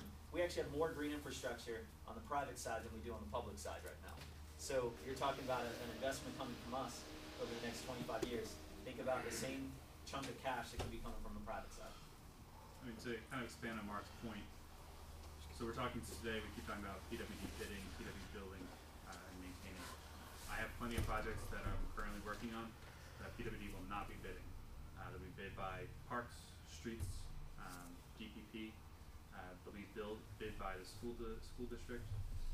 We have some that are being bid by TPL, Trust for Public Land. All of those partnerships that we're trying to develop, PWD money is going there. And those people are looking for good contractors who know this work and are going to be able to put it in with PWD's approval. So they're looking for, you know, that person who's going to show up, and PWD is just going to say, yeah, you got it in the ground. So there are going to be contractors out there saying, I need a PWD contractor who's used to doing work with PWD for green stormwater infrastructure. The head person, the people bidding the project are not going to be PWD. It is PWD money. You'll still see Blair out there. You'll see our inspectors out there accepting it. So it's definitely something where it's not just one source. It is citywide from multiple sources. There's a lot of money going towards it. And I think it's something where, you know, you could really make a good name, really make a good business for yourself in terms of getting this moving forward. So I'm going to pass this over. Blair is going to go through some of the construction points that we want to walk through. Any final questions before I let go? ENS and MPT plans needed, like, you know, for the construction of these facilities, are they going to be part of the bid package, or it will be left up to the contractor to design and propose? Which kind of plans? ENS ENS? and MPT, you know, both. So right now, ENS has multiple forms. ENS is sometimes specified because it's a street. I need you to put your temporary inlet protection in and protect your stockpiles. You know, pretty basic. I can describe it in words. When we get off street, and that'll be our next one, you're going to see very specific ENS plans. We want you to enter a certain place. We want you to stockpile in a certain place. Your fences are going to go in certain places. And that's sometimes to make sure that if we're working on half a park, the other half of the park is protected, maintained, it's still able to be used. So it's going to be a mix. But the ENS generally will be for the street stuff inside the specifications at this moment. And it'll be up to you guys to read through that, come up with a plan, basically submit a letter to me as a submittal saying, I'm going to do ENS, this is what I'm going to do, here are the products for it. And that's what we're looking for. So, any other questions? How about maintenance and protection of traffic, MPT plans? MPT right now, we are kind of going back and forth. I would say it depends once again on the size of the system. For the most part, tree trenches, it'll be up to the contractors to develop. When am I going to open this up? How am I going to make sure that people can still flow around it? Set up the barriers appropriately to protect pedestrians from the holes that you're digging and things like that. Once again, if we're going off site, or if we're doing larger construction, or something maybe on a state route, you might see an MPT plan included. How do you access all this information that you're talking about, projects and getting as a PWD contractor? So most, let's say, so there are things that we have no control over because they're being bid by a private homeowner or a private business owner. So those will be just having that person, I guess, contact you for a bid. The public stuff though will be all public bid. So it's going to be on the procurement website from the city for pretty much everyone who's doing the public bidding process. So parks, DPP, streets, us, and that's where you're going to see it. So the general website of the city is where you wanna go and then go to all the particular departments? The procurement website. Okay, procurement website. Search for the contracts. Anything else? Besides the initial installation of the plants, I don't see a lot of place where landscapers can be involved in these projects. Is there a place where we'll be able to bid on the maintenance of these plants at some point? We have, just from a planning perspective, we have about 15% of our total investment. So $1 billion investment, we have about $125 to $150 million dedicated towards maintenance. Right now, there's maintenance contracts out. There should be more maintenance contracts in the future. Right now, that's done through private. That's done through private contracting. But we're talking about adoption programs. We're talking about creation of special service districts. We could have a whole bunch of different business models about maintenance. But every single site that goes out there will absolutely need to be maintained. It's one of the regulatory requirements that there's a maintenance protocol and a maintenance obligation. So, right now there's the landscaping, component in the construction of it, but there's also the landscaping maintenance side, and right now that's through additional contracts. So, there's opportunities for everyone, from the planning to the design to the construction to the maintenance to the monitoring to the replacement, renew and replacement side of this. So it's the full life cycle. It is a piece of infrastructure, and there's going to be business opportunities across every spectrum of it. Okay. All right, so I'm going to pass it off to Blair. He's going to go through some of the construction things that he wants to talk about. All right, if you want to take a break for a second, you need a bathroom or a donut or coffee, now's the time to do it. Yeah, I know.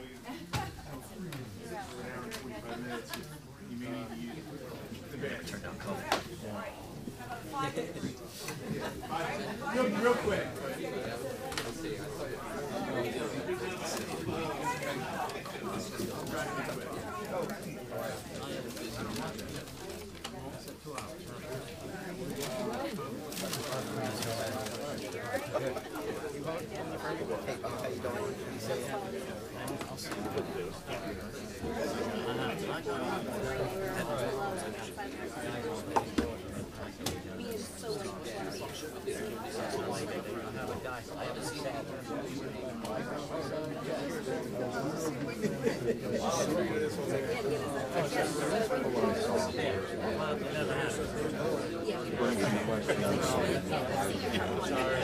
Please watch it.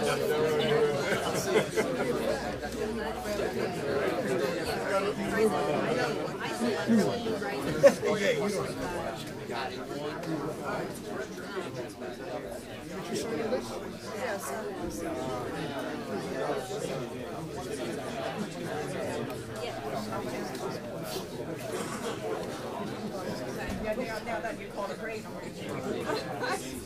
What do you get to do when you're not doing traffic control? I'm sorry? What do you do when you're not doing traffic control?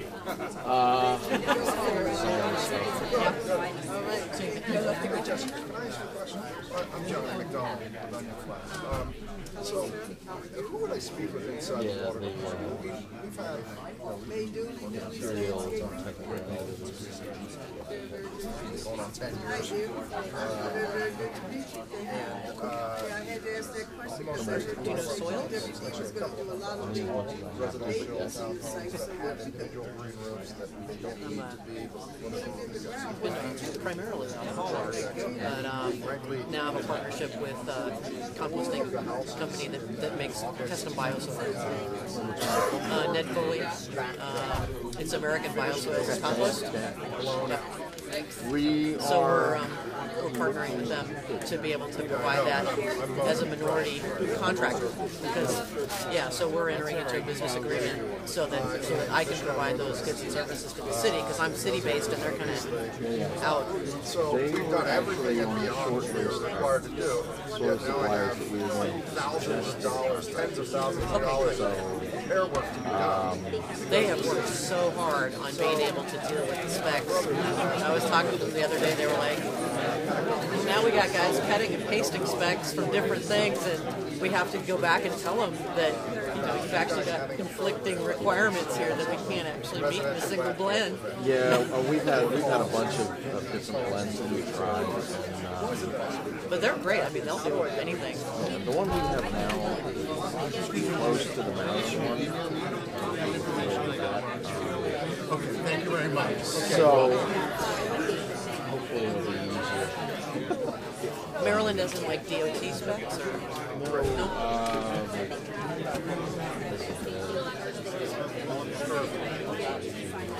Oh, okay.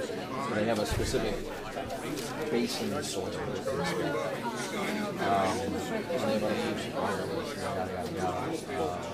So our soil spec is based on. I talked to the guys over here, and they said, "Hey, no problem. We have that system. Perfect."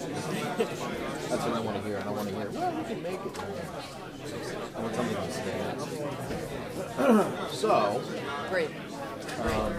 So I just have to figure out how to get in the loop of like approved contractors and stuff, because I want to make sure that if people need the set asides, because there aren't that many WBEs the last involved. Today, You know. Okay. She is the PWD contact for LEO. Okay. Great. I haven't really, you know, I got my certification and everything, and I haven't really done anything with the public sector so far because I've been focused on the collecting end, and that's all private sector. But now that, you know, we're able to actually make and deliver the soil, which is the bringing it full circle, a lot of our customers are psyched about it because we can actually bring it back on the product for planters and whatnot. They don't really have any big use for it. Yeah, it was, and also I actually, I'm co-chair of the board for the Sustainable Business Network, and you know, we have the Green Stormwater Infrastructure Project that we're working on in SBN to help, you know, the smaller contractors figure out how to go through the process and all that stuff. And I haven't been involved in that either because I'm like, I'm on the, you know, I'm on the board, and it's like, nice, great, go help people. And I'm like, hey, wait a minute. That's me too. So that's been kind of funny.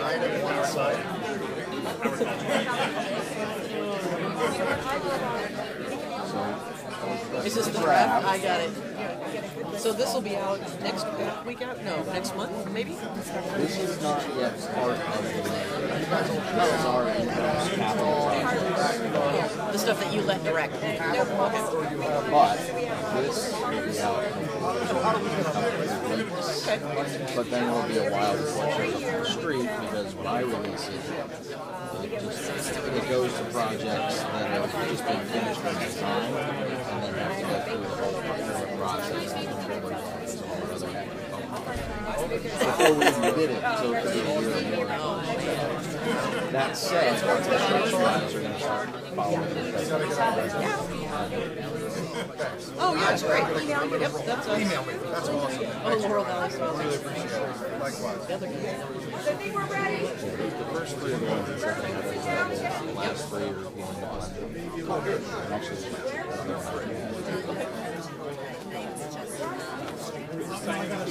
right here. Everybody, will you take a seat? Good luck. Thanks. Glad I said hi.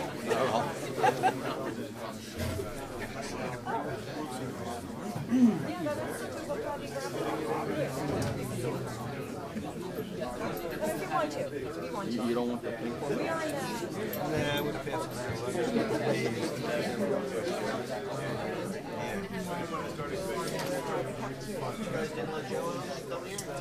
No.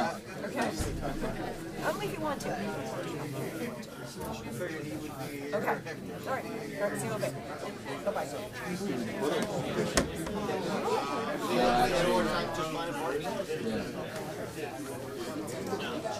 I'm doing a separate training for them.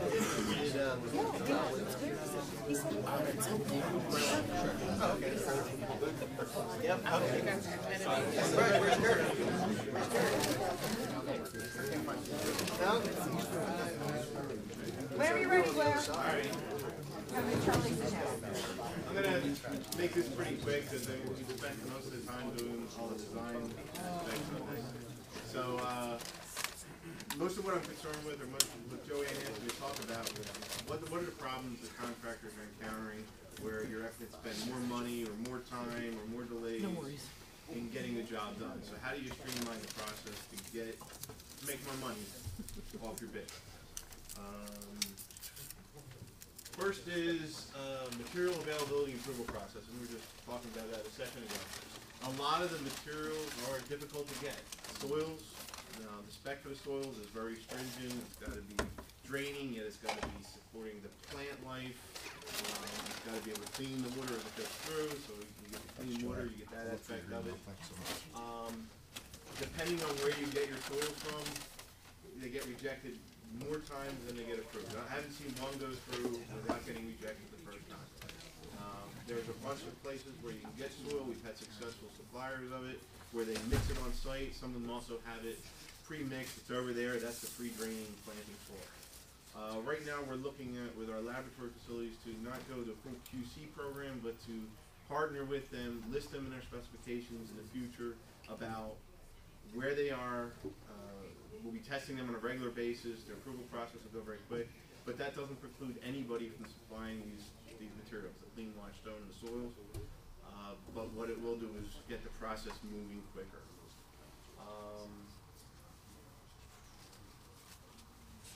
This is still one of the items that you can do once you've got your conformed contract and you haven't had the notice received yet.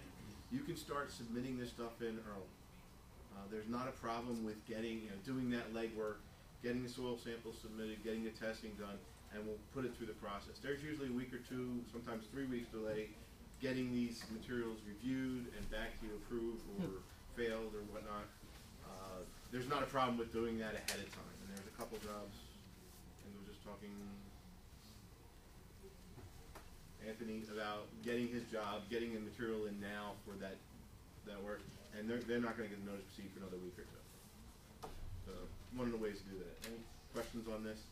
So I'm going to try to do it. The soils are really a problem. I mean, Yes, there's got to be a better way, because you submit soils 3-4 times sometimes. Yep. And just throw on the job and creates headaches. I think one of the things to really make sure that's happening with your soil submittal, because I see this a lot on our end of reviewing it, is that the submittal doesn't have all of the information that's required in the spec. And I think you're going to want to talk to your supplier and make sure that they understand that they need to be submitting a full range of information, not just, the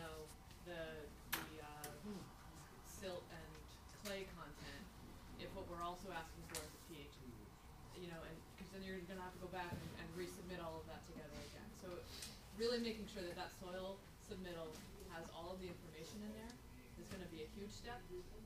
And then we understand that it is a challenge to get these soils. We are trying to do the work that's required to make that easier in terms of finding a soil that's approved. And we do have a few, as Blair mentioned, we do have a few places that tend to be more successful in supplying an approvable soil. So hopefully just getting that information out to you guys so you're doing it in the right place. You don't have to waste your time on it. Yeah, is the Water Department trying to, choose suppliers and have them stockpile their soils? We don't do these projects in a high enough quantity today when we talk to people about that, but they're not willing to stockpile them for us yet. It is something that we're going to have to work on as the program becomes bigger. It's certainly an opportunity for the future, but today there's not enough of a demand for them to stockpile for us. But it is something we hope to have. How about if the Water Department stockpiles it? We talked about it. There is, there's also an age Right. to these soils. There's a problem with there has to be a certain turnover because the pH will change, rainwater, just everything that's happening on the site that they're stored at can change it and make it go from acceptable to non-acceptable. That needs amendments. So we don't want to give you something that already has a problem and you have to amend it with phosphorus. Yeah, I think we've heard loud and clear that soil is an issue. It's been an issue on a lot of these contracts, and we want to make it better. So we're trying, but at the same time, we are going to be strict strict about our soil is an extremely important part of the system, so. And like I said, the key thing is get it in early. We know it's an issue. It's an issue going through the approval process, initially going through the review process. As the program gets bigger, there's going to be more and more submittals coming in that need to go through this process. We're not against getting it early. Get it in the first thing you do in the beginning. I'm here because I'm Philly Compost, and we have a partnership now with American Biosoils and Compost, and we're working on making sure that we have soils to spec available for these projects as they come online, and we're also a certified WBE. So. Make sure you have cards available at the end of the table, and then you should also contact somebody in our group because our lab people are looking at coming out on a regular basis, just taking samples, keep testing them on a rotating basis, and put the name and the spec of those companies that have agreed for us to do that. We'll be going out there, taking samples, and keep doing it, keep listing them, so we have something that's available out there. And if everyone is signed in, I'll make sure that I'll share that list with you all once we get that list together, so you can sort of work among yourselves. Are your soils? Did you send it out? There's been a few, here, we'll pass this one on, there's some in the back, and I think a lot of people There's a have couple signed in, but you haven't yet. Are your soil specs available online, and is there a lot of variability in the soil specs for the 3 SMPs we talked about today? Or There's been a lot of variability in the soil. The specs have changed several times. It's gone back and forth from just how they're specified to the gradation, pH, and whatnot. This is one of those things that all these jobs up until now have been prototypes, so to say, and they've all changed. We'll be coming down as this program goes with our labs to come out to this is what we want for the soil on the job that supports tree life, plant life, filters correctly, infiltration, basically all the aspects that we're talking about, organics in the soil. So, but they're not available to view right now, right? That's like If you pull up any one of our recent bids, they should have the current one. But it's a work in progress. It's a work in progress. I'm not sure if we're sharing where we're going with this or not. I mean, if there's a specific reason you want it, we can definitely give you whatever you want. If we can have a dialogue, we've got suggestions. Whatever. We can make anything. We can make anything that goes out for bid. Yes. We can throw on a website. It's not a share secret. it anyway. Right, got it. Okay, thank you. A related question was, can you typically have maybe 3 types of biosoils that you're going to approve or something like that? Going to Carmen's question, our biggest problem is you put a set of specs out, and half the time every spec is different. One of these guys don't read this, they quote the job, and all of a sudden, they can't produce the material. One of my first things here was prime sub supervision and communication. And that's a key to it. You're right. They did it last time. It worked. Right. This time it's a different job. Right. We're trying to standardize, and you see from all the design stuff is we're heading towards a consolidation, less differences between all the jobs. But right now, you have to be on top of your sub when they quote this. You have to point out those different changes. And I believe we're trying to go to like a single spec for soil, whether it's a free drain, whether it's a tree pit soil or whatnot. So there's one soil that's necessary, not 3 different soils, multiple other materials. So make it a little that easier. goes to your point about cost efficiency. Yeah. You know, when you're trying to spec all this stuff and we're testing multiple times, that's always added into Yeah, no, absolutely. And that's why we need suggestions. We need this input. I'll be frank. We're learning as you guys are learning. I mean, yes, there have been cities and countries that have been doing green practices for a while, but our environment's different. Our weather patterns are different. Our citizens are different. These things all look differently, act differently, react differently to weather. So we're learning, and the designs are being changed, and we can't stress enough the feedback loop. I mean, we need it from anyone and everyone that has input. We need to be able to get that input and tweak these designs to bring costs down, to improve aesthetics, to deal with expediting these things, and our communication is key. But the whole desire is to do more of these, to do them faster, to do them cheaper, and we need we're trying to get to that point as quickly as we can, but we're learning on the fly. This is been one of the big feedback issues, and that's why I brought it up first. Is everybody said the soils are impossible, you can't make it. I mean, the spec was all over the place. So. And the wash stone as well. Yeah, the wash stone has been more and more available. So, you're fine. So, yeah, the wash stone on these are ridiculous. There's only a couple places that make it. Yes. So you limit the competition. Yeah. As the program goes bigger, you'll see more and more places supplying that. And it's just an additional process at their facility where they run a wash. And as the price goes up in these limited places, the other places are going to try to make money. Yeah. Anything else?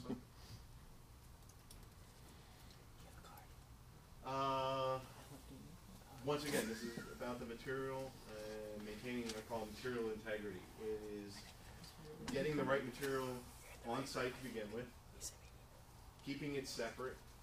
If you have a clean wash stone, you bring it out to site, it rains a couple times, the top is still clean wash stone, the bottom is not. If we take a sample from the bottom, it's going to fail. There's a bit of waste in this process. If you bring it out and it sits too long, you're going to have the waste. You're not going to be able to use that inside the trench. We're going to force you to say, okay, you can put it on top of the trench with under your sidewalk and whatnot, but there's going to be some waste left over in the street.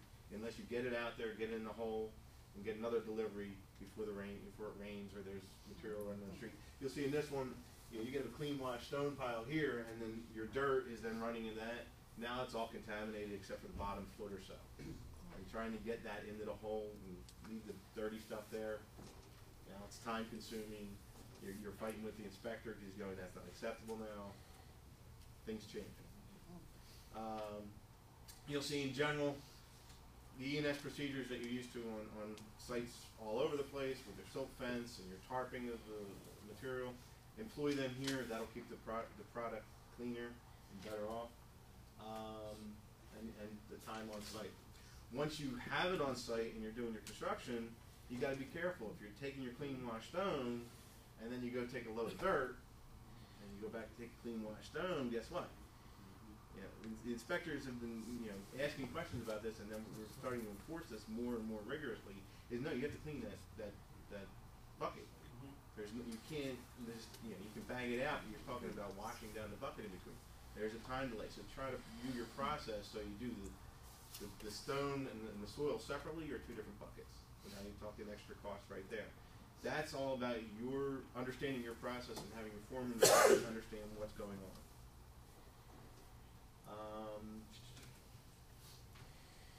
Third is the placement of the material when you come with tree trenches and your biosoils and and next to your stone.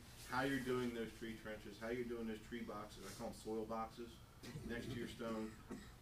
The process, making sure you don't get any overlap, you guys not being sloppy with putting it in the hole, your compaction of it on one side and the other. We've had it, some contamination there, and you have to remove some of this. It's okay to get some stone in the biosoil, but the other way is very detrimental, and then you have to dig that all out and start over again. We're getting more aggressive in our policing of this now. And it all comes to planning your work and making sure your guys understand this. Now that you know how the systems are working from last hour, now you got to make sure that we get a fully usable system at the end of it. Questions? Compaction. We mentioned that? Yes, compact, please. We're getting settled sidewalk, we've got heaves, we've got streets, we've got problems where, for one reason or another, the compaction wasn't followed. Mostly with the soils, but even now with the stone in the tree trench boxes. Don't just dump it in there and move. You'll have problems. The sidewalk settles, I'm calling you back. We got a 1-year warranty on everything. We've had curb settle, we've had 5 years sidewalk on settle. paving. 5 years on paving. 5 years on paving. Wow. So if you don't do the compaction, I know it's not street compaction, so you don't get the heavy traffic, but this is Philadelphia. Everybody drives on the sidewalks. If it starts to settle, we're calling you back. And believe me, we're not the only ones seeing this. And as we've mentioned before, they're partners on a lot of these projects. Schools, playgrounds, community organizations. They will call us. More so than your average residential person. So, just something to keep in mind. And to that end, yes, we have, our HDPE pipes in there. So we are going to expect you to be smart about the way you compact. Obviously, you can't put an inch of stone on top of an HDPE pipe and then run your compactor through there, you're gonna damage the pipe. That's not an excuse. You know, we expect you to be able to understand that you're putting in those lifts. The separation is appropriate between bottom of the soil, between any of the pipes that are in there, between other structures that are in place, but still be able to get that compaction done so that the sidewalks are.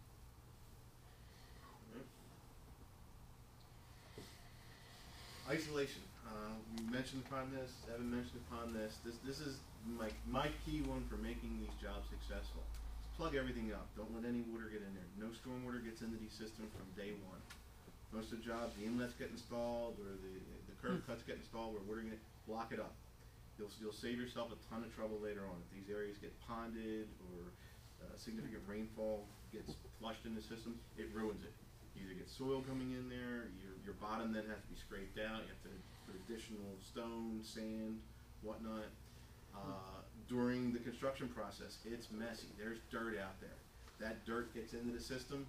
We take a video, we end up with something like this, and you go, no, not going to be allowable. Make you dig it up or clean it out. Then there's detrimental things. You've already put 10 or 20 years of the lifespan of these products out of commission because all that silt went to the bottom and is now keeping it from infiltrating. So just the best thing you do is plug up all those inlets. Those inlets, you know, a day after a rain event should be full, and they should stay full for pretty much most of the construction. This is all the green inlets. If you have curb cuts, sandbag them, board them up. We've had one of the great ideas was using that foam board, insulation foam board, and just caulk it into place, and you leave it there. It costs you next to nothing to do, but once it's in, we leave it there. Then our operations forces will come in later, especially with the plants involved. Plants are settled, everything's all nice and tight and knit together. They'll open it up and it'll start taking flow. I don't expect any of these things to be working when we're done construction.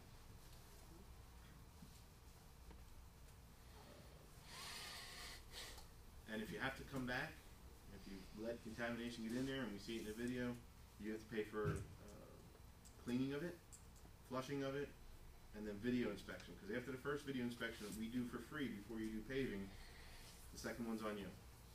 If we come out there with our forces, we're going to back charge you. If you do your own, you got to pay for the video inspection. And there's cost to that, and it doesn't necessarily have to be spent. Questions?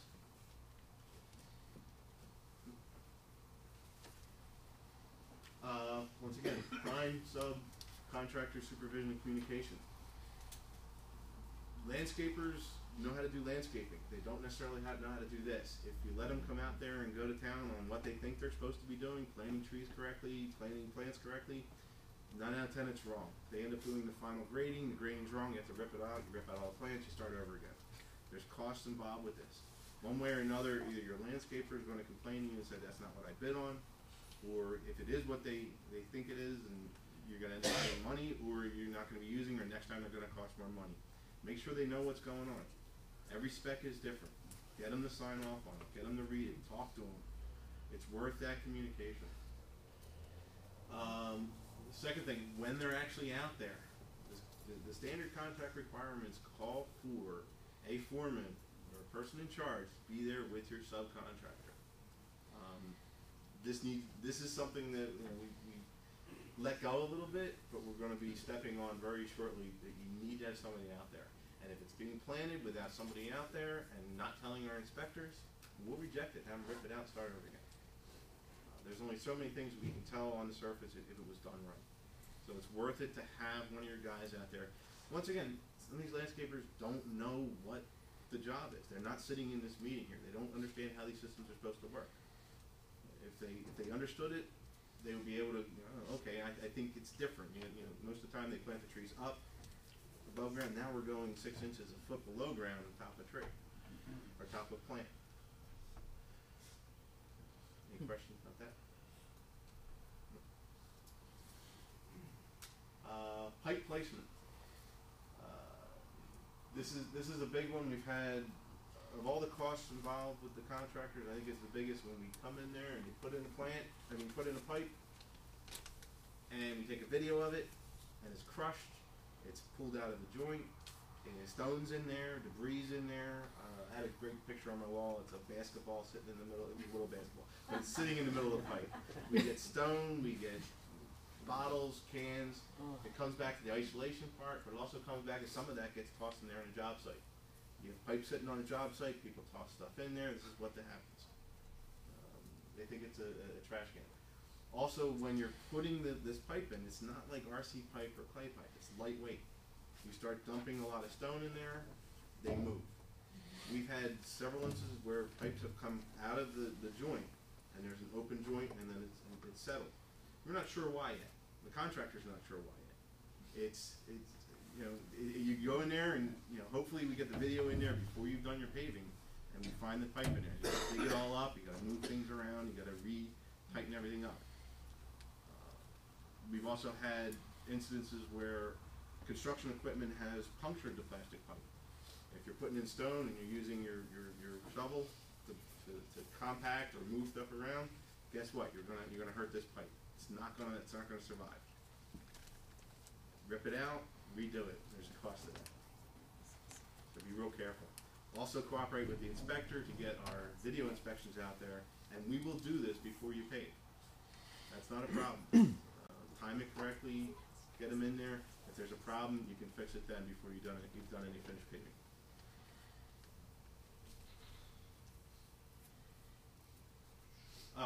One of the last ones, pet peeve of everybody, you go in there and you do the video and the pipe's dirty, but it's dry. What happened? It's sitting on the street, rain event comes, dirt gets into the pipe. Now I have a contaminated pipe that never let water in the system. Now as soon as we open up, all that gets washed in the system, becomes silt at the bottom and plugs up the system. Once again, keep the pipes clean, store them right, store them up. Water pipes, we now have those caps on them. I'm not saying go that far, but look at where you're storing them. If you need to, hose it down. Inspectors will start looking at those pipes before they get in. And if they're dirty, he's going to say no. Questions? Everybody wants to get out of here. Landscaping, once again, inspector must be notified your landscaper's going to be there. You need to have someone on site. Once again, and it's more for your protection. If they go out there and they do something wrong, they have to rip it out and do it again. If they do it again wrong, they can rip it out and do it again. It happens more often than not. Your landscaper costs are going to start to go up after the first job where they said it's going to be this much. Next time it's in line to go out there 5 times. Work with them. One day, do it right the first time. We'd rather not do that. Once again, it comes down to the partners are seeing us come in, do something, come in, rip it out, do it again. They go, what the hell is wrong with these people? They come back to us going, you guys have no idea what you're doing. But it has to do with that communication part and making sure they understand what's going on with the job, what you've just learned here in the last hour. We've had a lot of projects where the landscaping has been done out of season. There's a cost savings to that. I understand that, and it's making the job go more efficiently. However, they die, there's the acceptance time. People see us putting plants in the fall and they're going to die. We have a lot of people who know their plants that are partners with us. Horticultural Society, I'm trying to think of Parks and Recs, they come out there and go, you're doing it all wrong. All right? So you have to understand, that's at your risk. And we will not start the clock for acceptance of those plants. There's planting, there's 8 weeks maintenance. That 8 week maintenance has to happen during a living season, during that planting season. So if you plant now, it's not going to happen until March 15th. We need Evan. For the planting season? March 15th. March 15th. After that, we have acceptance. And after you have the punch list item, we accept it, and then we'll have the final inspection. When we punch list item up, that's when we're going to begin our 1-year warranty. We've done some of them sooner because plants were ready, but from now on it's coming at that final inspection where everything is done. That's where you're going to be acceptance, and that's where your 1-year warranty is going to start.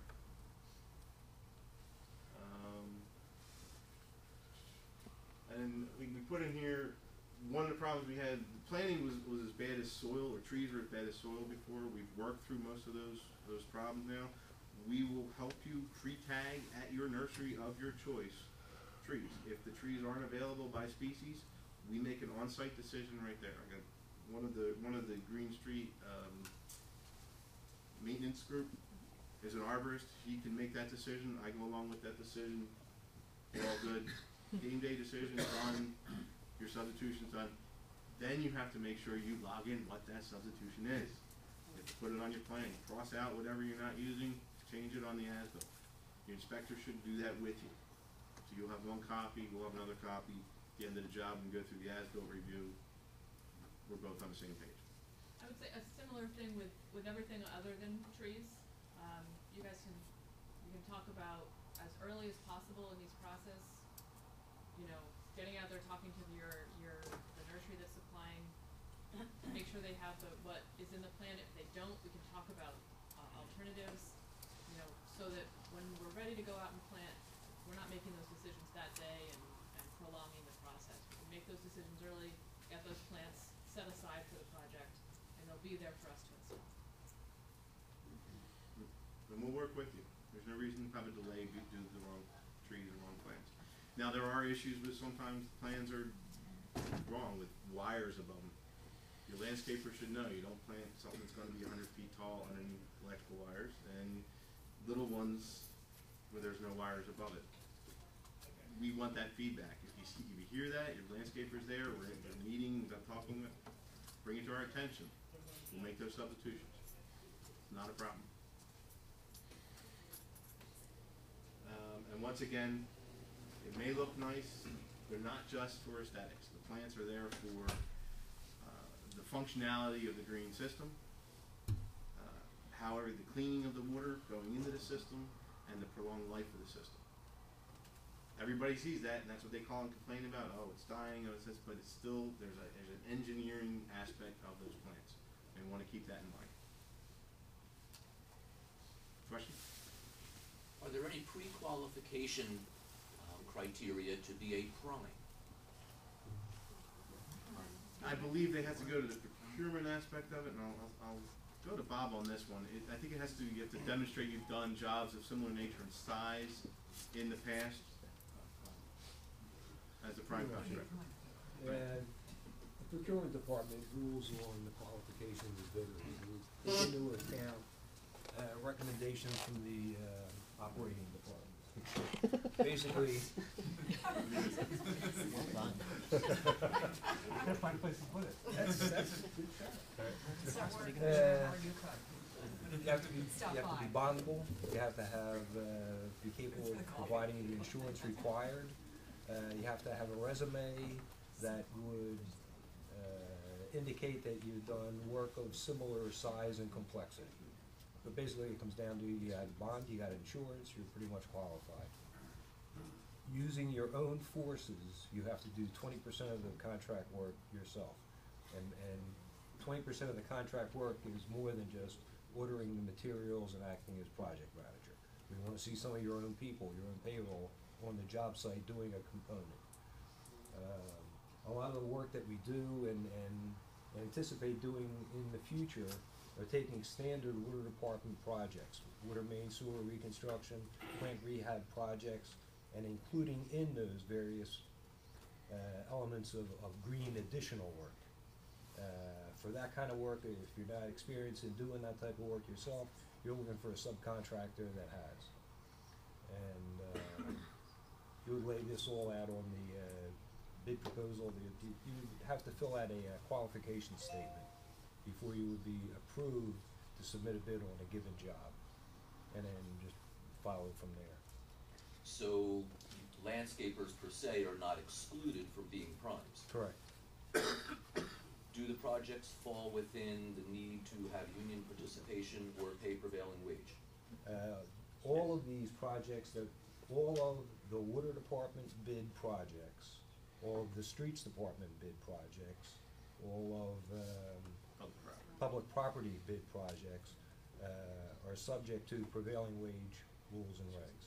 You don't have to be a union contractor, or prevailing wage applies.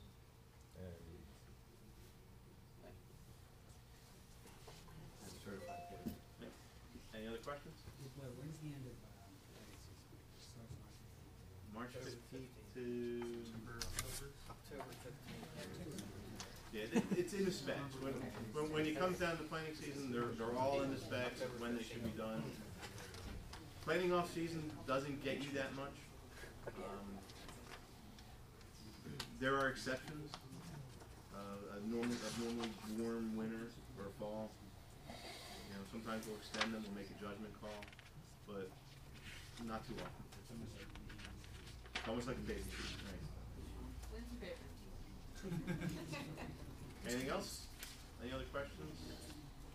Any other concerns or on this subject or any of these? All right. Turning it over to Nara and. Good morning. Thank you for coming, everyone. Did everyone sign the sign-in sheet so that we're able to get information out to you after we leave here today? Okay, great. So I'm covering the component with the issues with the Office of Economic Opportunity and contract participation. The City of Philadelphia and, of course, the Water Department, we're putting great emphasis on creating partnerships and having need to move over. Sorry, I like to be in the mix. So we're putting great emphasis on creating partnerships with minority and women businesses. Many of you may have, are minority companies or women companies, or are GCs, prime companies that have always done business with the Water Department. So we want you to create, some opportunities in helping us allow those opportunities be made. Mark mentioned business opportunities. You have $2 billion of business opportunity to be had here. This year we have 25% goals. However, they're increasing to 30% in the fiscal year 15 starting July 1st.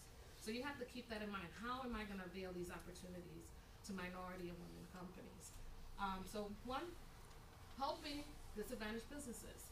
How do you carve out some opportunities from bidding on your projects? So we have a newsletter for you. We have these resources that we've compiled for you on where to go. OEO has a directory of registered minority women businesses that you can find. And also they have networking events that we have posted on our calendar on our webpage. Okay? How many of you already have created partnerships with minority and women businesses? I would like to see more hands go up. Next time, we will work with you. That's why I'm here. So where to find them? OEO has a website. The website is right here. You can go visit it, peruse, through the website, research those companies. If you are an active contractor, right now there is a requirement that you are supposed to submit what you have paid the subcontractor on their system. So you need to register on the system. They're putting some teeth on. If you're not going in there verifying that you're paying your subcontractor, payment will be withheld. And that slows down, the project, and we don't want that to happen. So we will be contacting you, the Office of Economic Opportunity, and again, they're working on some teeth on withholding payment on if you're not adhering to this requirement. Some of the issues that have come up with projects such as green stormwater management is that some of the subcontractors may not know what they're doing, or they're not as the capacity may not be as expected. So how do you manage that, and how do you communicate? Because that's key. You have to communicate with your unit, the project manager that's on on the bid on that project, and how do you substitute these contractors. All requests have to be made in writing to the Office of Economic Opportunity, and you have to copy the project manager for that specific project site, and of course myself, which I'll give you the information. And it has to be directed to the executive director. Right now it's Angela Dalburton. If it changes, we'll provide you that update. And requests should be made through PWD or through directly to OEO. Any questions so far?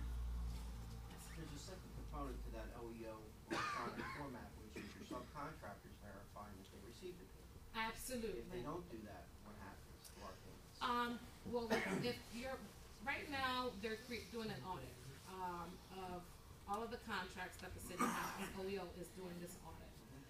They are working with prime contractors to reach out to their subs to make sure that they're verifying that payment.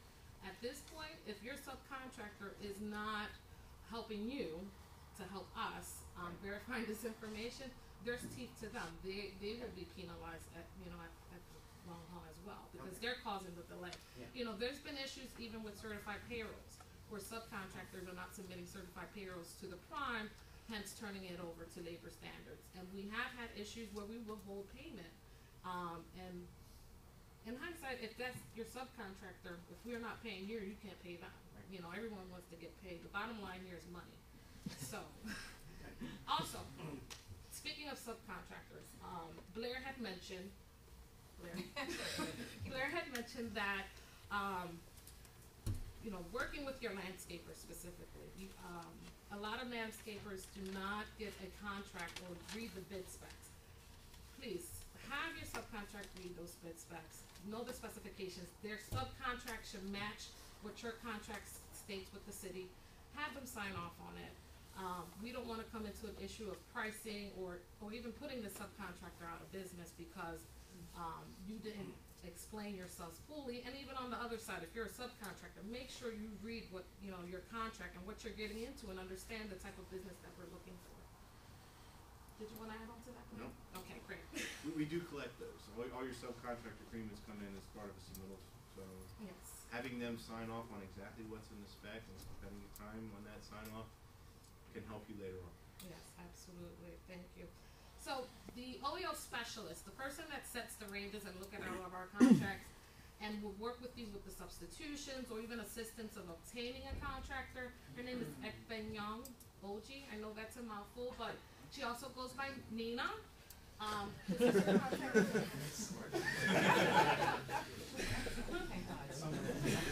Well, when you call, you can ask for Nina. She'll respond. So this is her phone number, and this is where she can be located. Janera? Yes. Does Nina cover, I know she covers all water department contracts. Is she also covering streets and No, other departments? They have other specialists, and I could provide an update. Again, I will email resources on for the liaison of the officer for those departments, for the Office of Economic Opportunity. I believe on their website, however, that's actually listed on OEO's website. Okay. But I will afford that opportunity and send it out to everyone on who's the specialist for for each department. And then this is my information, should you need to email me. Unfortunately, my email's not here, but you can call me. And my email is just janera.barroso@fulla.gov. Okay. And thank you. We are out of here till I was going to say, Bob, if you wanted to say anything about how I might expect you. Just to, Sorry. And Howard's going to say a few words. That's okay. Before we I let you all just go. wanted to know We'll do if this questions first. so. PowerPoint was gonna be made available to. Yes, I was going to say, so if everyone signed in, I will make sure we PDF this PowerPoint. We do have a website where we're storing this for this group, for our contracted seminar, but I can also email those directly to you too. Thank you. can this also be put on the water department's website? Yes, So- that's where I'll make sure that we post the posting, and Jared has our newsletter, so. The newsletter, I actually have some hard So we copies will put this on here, the website. if you're interested in looking at the resources that I mentioned, during this presentation. All right, Any other questions before we? And before we go, we have our commissioner here, and I'm sorry, Howard, that I was ready to rock and roll, but, I won't keep you long, but I just wanna thank you all for working with us all these years. I know this is a very, very new world that we're talking about here. Right now, every roof, every sidewalk, every street is all designed to take the rainwater and put it right into our sewer. And we can't do that anymore. We don't have any more room. We have to keep it out. And we're starting something. We started something in Philly. They were playing with it a little bit in Portland and Seattle, Chicago. We're perfecting it. We're being followed by Washington, New York, Chicago, Milwaukee, Los Angeles. Every major city in the country is looking at us and watching what we're doing and trying their best to repeat it. We're going to be learning things from them, and hopefully we'll be learning things from you guys, because this is, this is not rocket science, but it's also very hard to do in a very all built-in city to change how water flows. This is 150 years of engineering that we're reversing. and it's and sometimes it's not going to work, and we recognize that, and doing our best, and the team here is doing their best to work on this, and but you're the guys who really know how to do this. So anytime you have any suggestions or ideas on how we can do this better, my door is open, and I'm sure everyone else here is ready to hear your expertise and get some support from you. Look forward to working with you. You said this is a $2 billion program. Don't get too excited, it's over 25 years. But it is a very large program that we want to incorporate into everything that we do, as well as everything that a private developer does. So thank you very much for being here, and appreciate working with you. Just add some a few comments. My name is Bob Britt. I'm the Chief of Construction for the Water Department. We started this program a few years back involving working in areas where the Water Department never previously had to work, outside of the street areas. We're working in parks and rec centers and whatnot. We're calling on designs that had never before been put to ink to paper or keystroke to AutoCAD drawing. These drawings are then given to contractors whose estimators had never put price tags on any of these things. And then given to superintendents that had never built these type of projects. And then given the foremen who are used to doing paving, doing flat work, doing water mains, doing sewer, but they never built a tree pit before. And then I'm assigning engineers and inspectors to cover this work, and we had never seen this work before. So it's been a grand learning experience.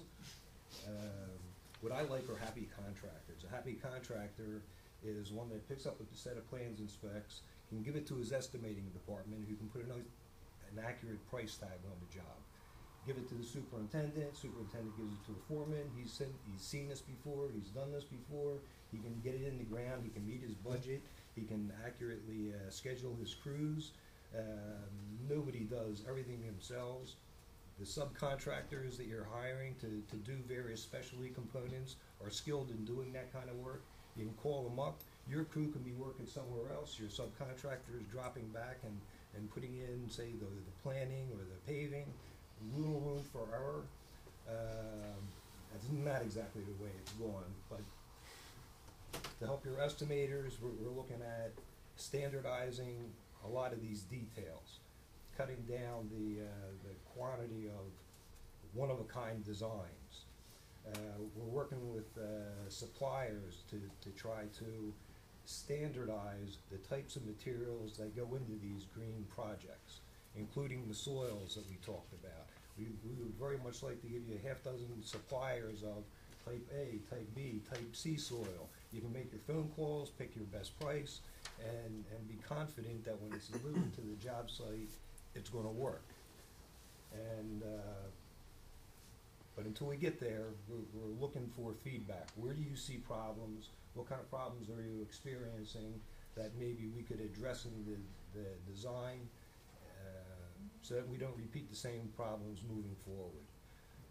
Until we get there, though, do not underestimate, all you superintendents and foreman types, get back to your estimators and make sure they're giving adequate attention to a lot of fine detail that go into these tree pits and infiltration basins.